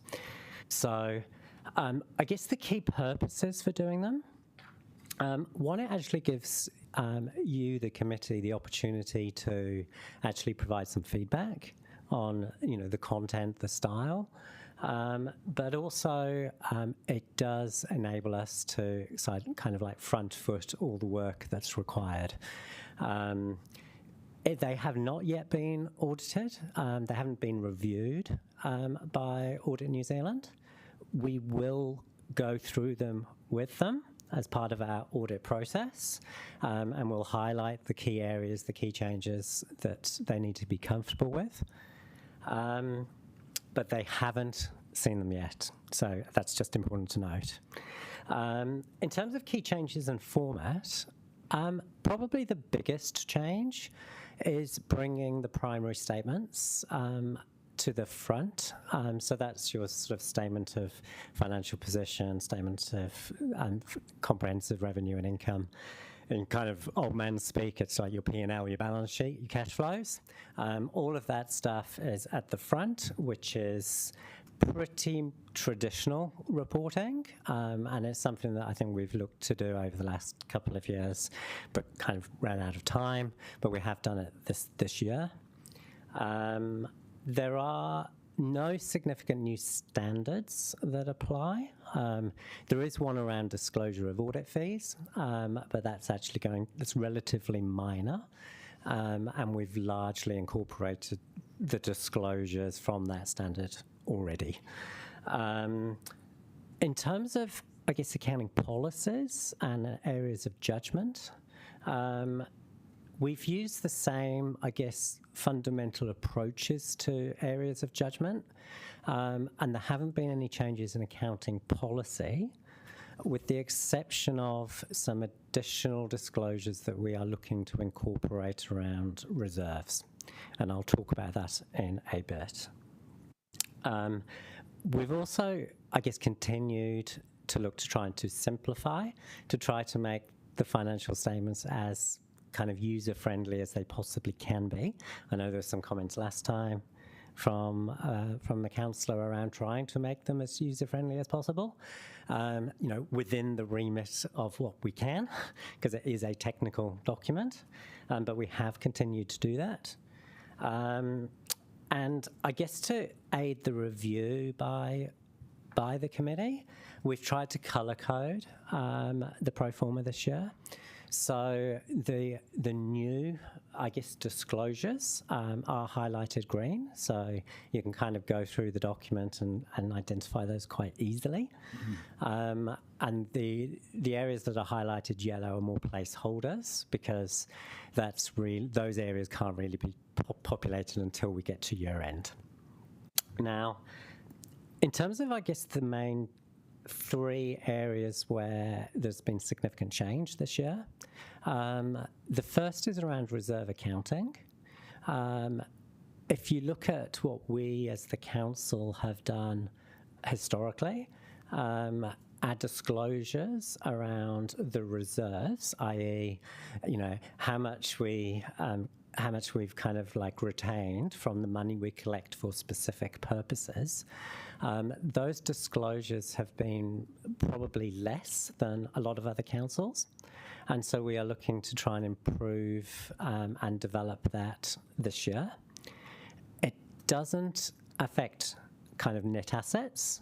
It's additional, more granular presentation of our reserves, but it is likely to be a change in accounting policy, so we will talk that through with the auditors in due course.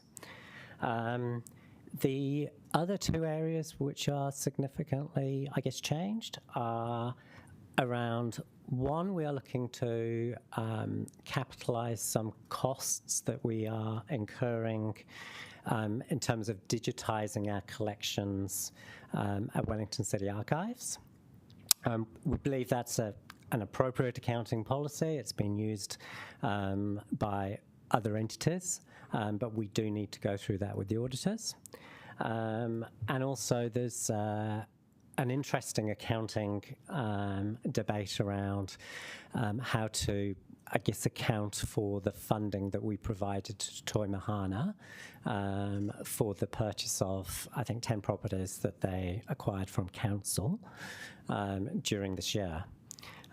That's more of a technical argument debate, but we have taken guidance from our accounting advisors. So we think that is all sorted. We just need to go through with the auditors and confirm that treatment is okay as far as they are concerned.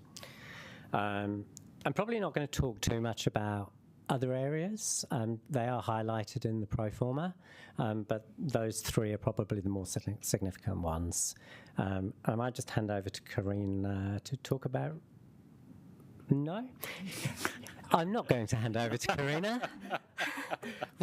You had the final word, Dean. Thank you for that. That's really helpful and good. So we've got the omnibus approach, really the project management approach from you, Josh. Thank you for that, with the intended early sign-off for us, 30 September.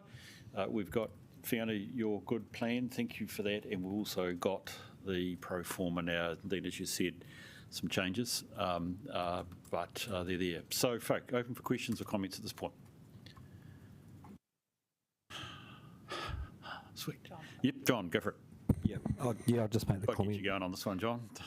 Yeah, I have gone through the audit report and also the financials, looking for changes, and I think you've put it quite succinctly, Dean. There's not a heck of a lot that's changed, which is a good thing.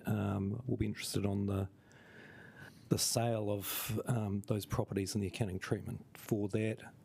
There are certain things I do look at within the financials to make sure it is more easier for people to understand, so I'm happy that the financials are moved forward, which is a good thing, but I think we're still a long way to go. We haven't finished the year yet. Who knows what could come through, what our post-balance state events could look like. But yeah, thank you for your work so far, and it was another enjoyable read.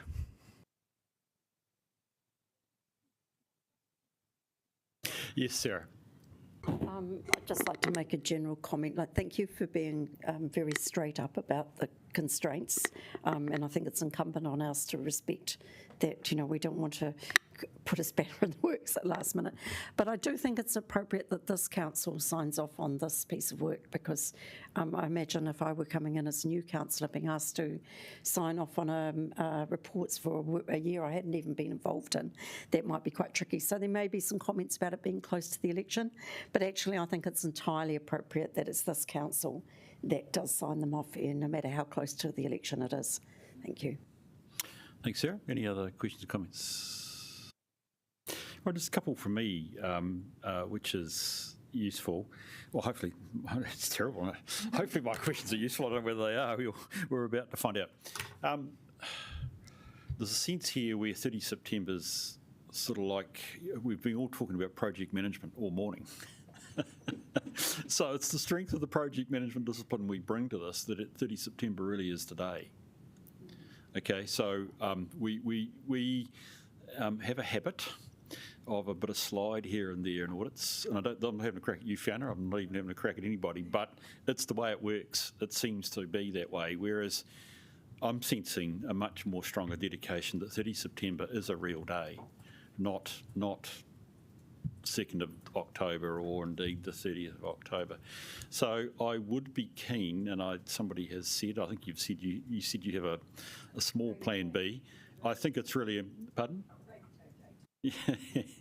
I would be keen that the committee is made fully aware if there is any movement in that day as early as possible. And I think that's important. I appreciate you're still trying to make certain Wellington Water's performance measures come through audited on the right time, and I appreciate there's an externality in terms of that relative to our audit, but then what's our communication like with them now, all that sort of stuff. So I think that's pretty darn important, and we'll just have to see how we go. But I think we the project management discipline is that it's designed to deliver on a day, and Sarah, you've indicated why that's important, and I agree entirely.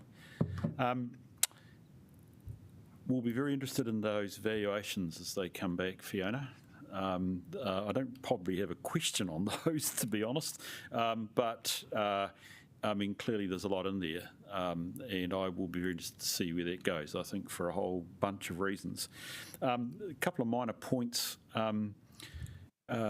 The benchmark reporting, so this is in the other issues you've got your eye on, which is on page 135 of the agenda, which is looking at the DIA. They're going to report. You might add tests in effect into our audit if that's happening. It is nearly mid-year now. We must know whether anything's been added or not. I don't know what DIA are doing, to be honest, but have we got any, have they shown their hand yet? Probably with DIA, we had a general sector meeting last week, and there's still information to come from DIA. I think the water quality one as well as one. So that's where that guidance has been put in the audit plan, and it's sort of subject to what we end up getting back from them in the sector group and liaising with OAG as well. I think the longer it goes on, yes, you are right. To do something at the last minute, I think wouldn't be ideal. And again, that is something, if as soon as I find out exactly, actually we need to do a bit more, or it's actually just status quo, I'll be liaising with both Jocelyn and Karina around that as to how we can maybe, again, front-foot it if possible. Brilliant.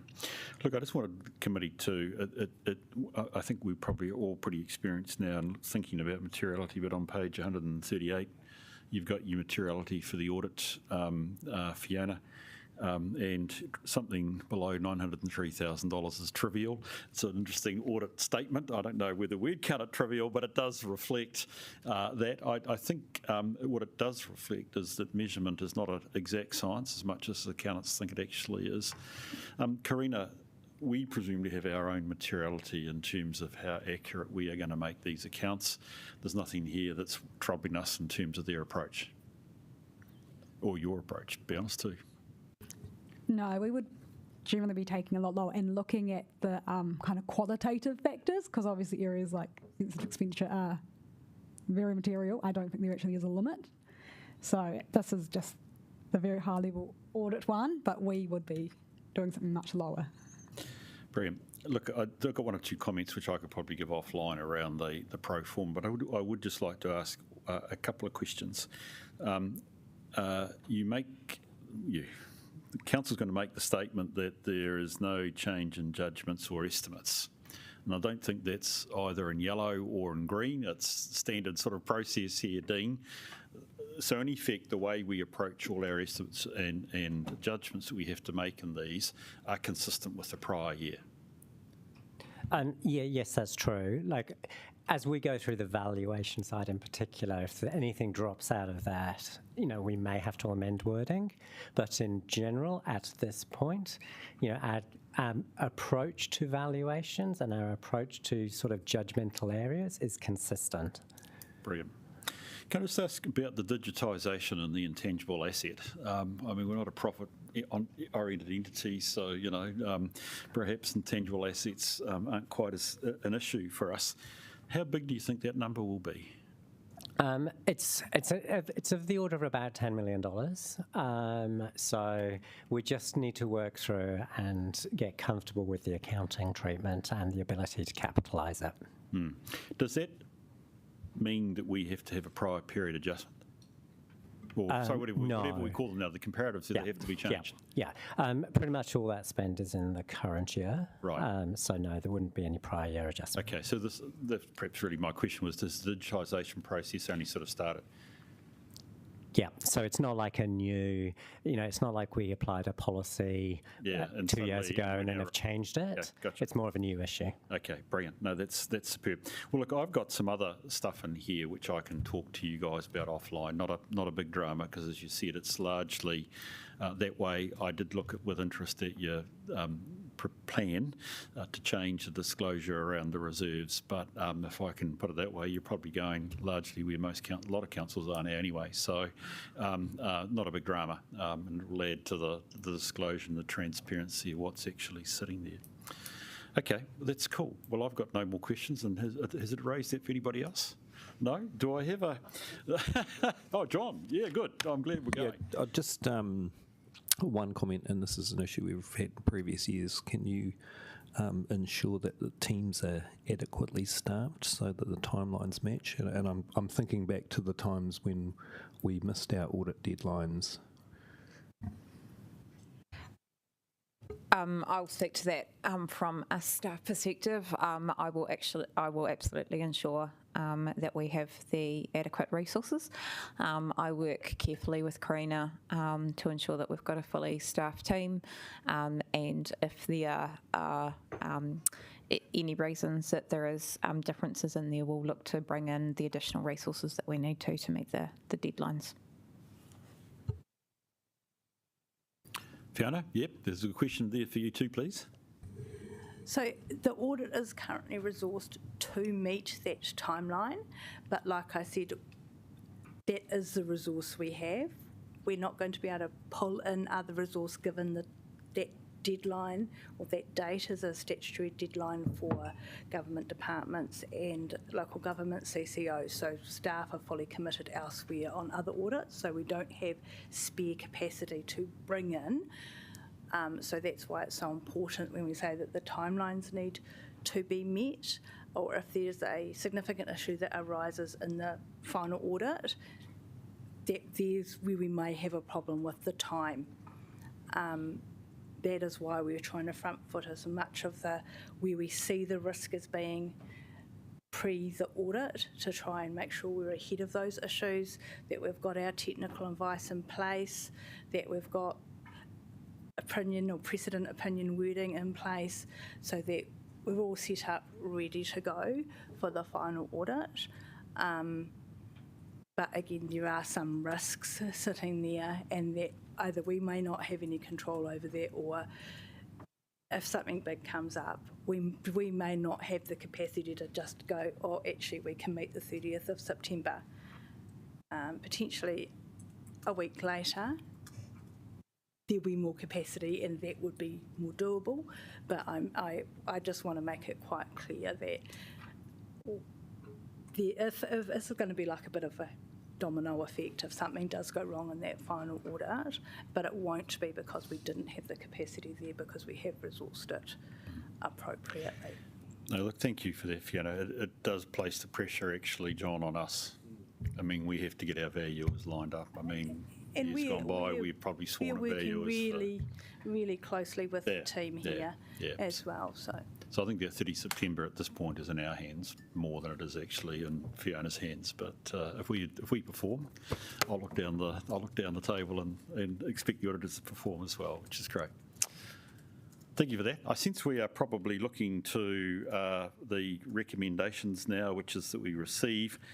There is a bunch of stuff there in relationship to the annual report, which I think is just recognising all these independent or these individual components that we've discussed. So I won't go through them all, but they're there in front of you.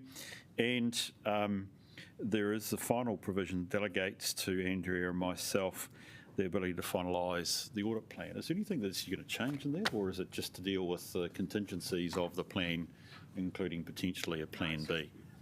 Probably useful to have that as a save all, but I don't think we need. No, there's nothing to change. It was just not signing it before you guys had seen it. Right, okay, good. Do I have a mover or a seconder for that, please? Thank you, John. Do I have a seconder? Thank you, Rebecca. I suspect there's no debate on that one. Is there? Is there? Good. Let's go to the remotes, please, and vote.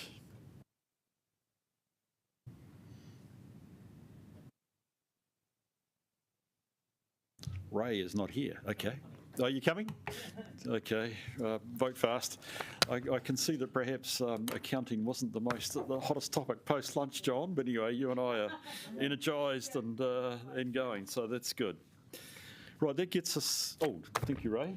Thank you, Ray. We have got that carried. Thank you. Insurance update. Sarah, thank you.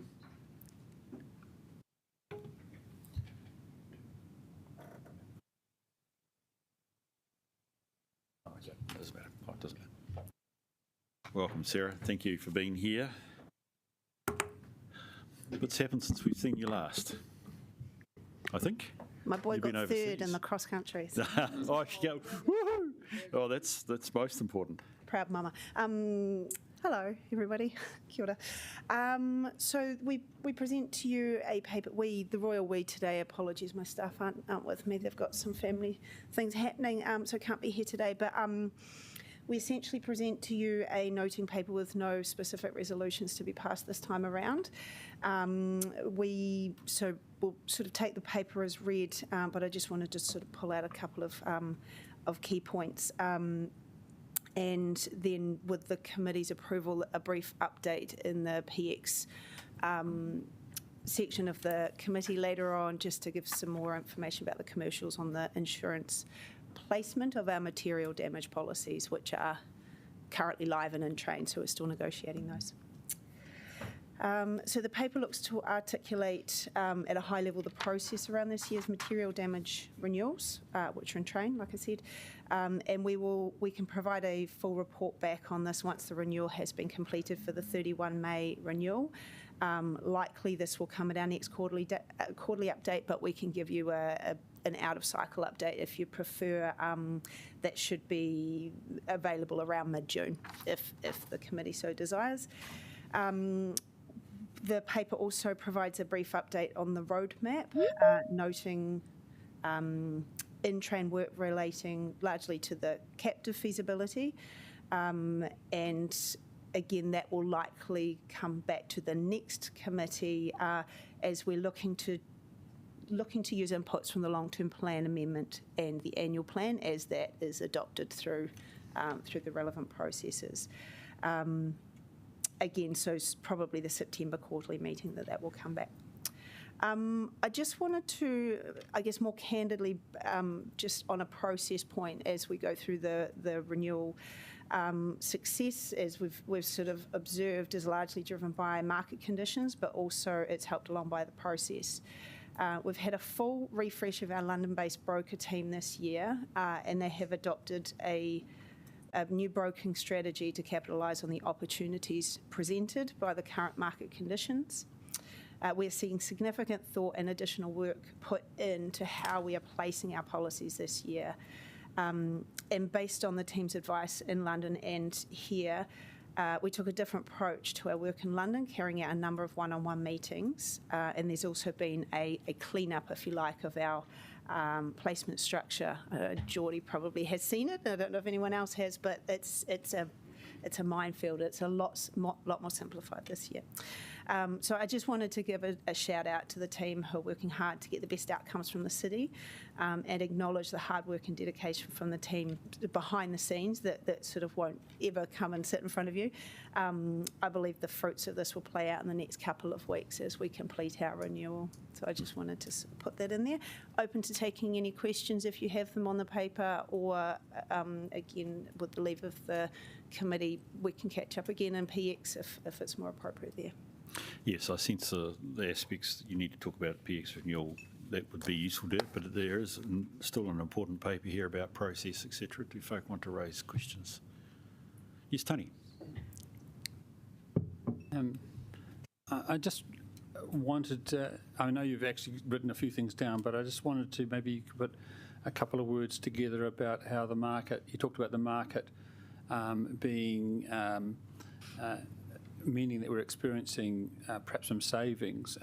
So could you just elaborate on what you found and confirm that we are actually saving a reasonable amount on maintaining our cover? Yes, so indicatively at a high level, without going into too many commercial details, I'll cover that off after. It looks like we will receive at least, if not better than last year's terms. That covers rate, online and capacity. So we, the market, I'm not allowed to use the word soft, but it's a soft market at the moment, which is, I tried to get insurers to say that, but they don't like saying that word. But as opposed to the hard market that we've seen for the last sort of 7 or 8 years, where premiums just went up materially every year, we're seeing a reversal in that trend based on the interim results we've got so far. And that looks to maintain existing long-standing relationships, as well as potential new capacity that may be coming into the market that's really interested in investing in Wellington and partnering with us. Is that the flavour of? I guess, and ratepayers are getting the benefit of that. Absolutely, they will, yes. Thank you. Any other questions or comments? So the next couple of weeks are sort of the critical phase for the renewal, which I think is due the end of the month, correct?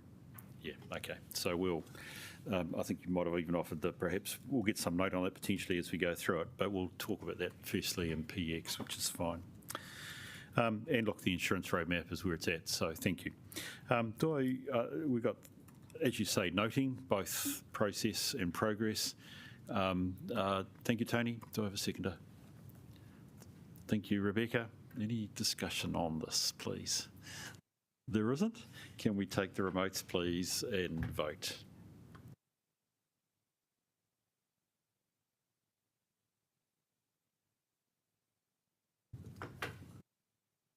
Brilliant. Thank you, Rick.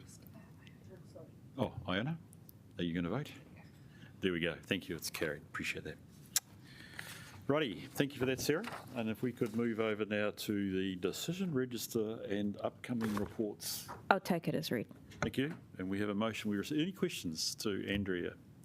Tony.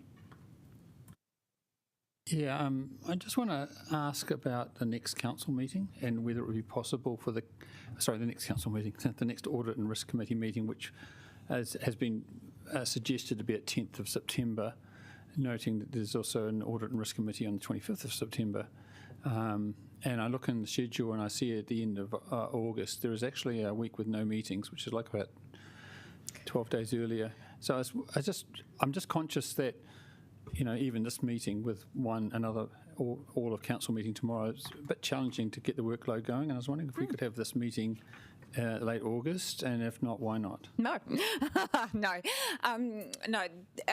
Your point is well made, but the timing for the 10th of September meeting is completely aligned with the delivery of the annual report and working through. Sorry, not the 10th of September, the late September meeting. It's all completely aligned, so we can't move that later September meeting, but the 10th of September meeting we will look at. So we may be able to move that one. Well, I think we're working through that. Yeah, so it's just nice to keep that, if it's possible, and it's okay with you, isn't it, Bruce, as chair? Yeah, I think I've already said if there is a date, that's cool, Tony. bearing in mind that the 25th is not a quarterly report. It's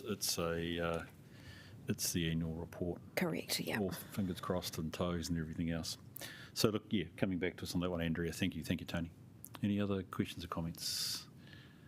That's great. Can we have a person prepared to move reception of this email? Thank you, Rebecca. Thank you, Ray. So take your remotes. Diane. Yes, go for it. I'd just like this committee just to think about what things they may want to not necessarily refer up to council for a decision, but actually just to consider some of the information that comes out in these papers. I think it's the discussions have been really worthwhile, but not everyone from council is around this table.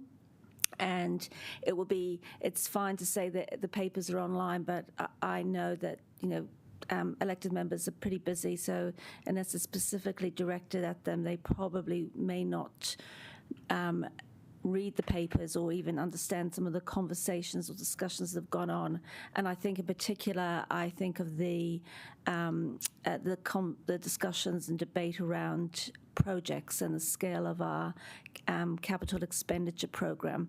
So no specific amendment, but really that this committee and also perhaps officers look at how in the future we can look at ensuring that pertinent information is referred to up to council, its parent committee or parent body, to ensure that this organisation does think about those aspects that are relevant to decisions being made elsewhere. Thank you. Thanks, Diane. Or if I could respond, I'm quite open to that suggestion, Diane. One of the issues for committees around the country is actually how they relate to full council, and I would hazard a statement that actually it is a wee bit brief and not enough. I would note that at the next meeting was going to be the 10th of September. I could still be at that stage. I do want us to pursue a self-assessment of the committee. And Diane, that would be at least a channel, a means by which perhaps some of those views could be expressed. And I think they would be one that has some merit to act on. I've seen some actions elsewhere around the country where there is even potentially opportunity for, dare I say it, the chair to talk to the full council about what's happening, which is one way of going partly towards some of the concerns you have. So I'm open to that. We've got that chance with the next meeting and the self-assessment we do in terms of the performance. So thank you for that. Any other comments before we do it? I think somebody moved. I don't know if they want to respond. I don't think so. Can we move to the motion, please?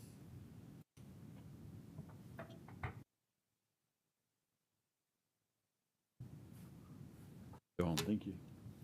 It's carried. Righty, if we could get to the motion now, please, to move into public excluded.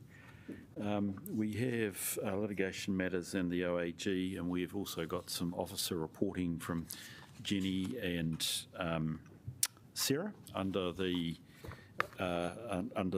broader officer updates. So I think they're good reasons to move into PX, so I will move that. Do I have a seconder, please? Thank you, Rebecca. Is there any discussion on that motion? Comfortable? Can I ask you to take your remotes and vote then, please?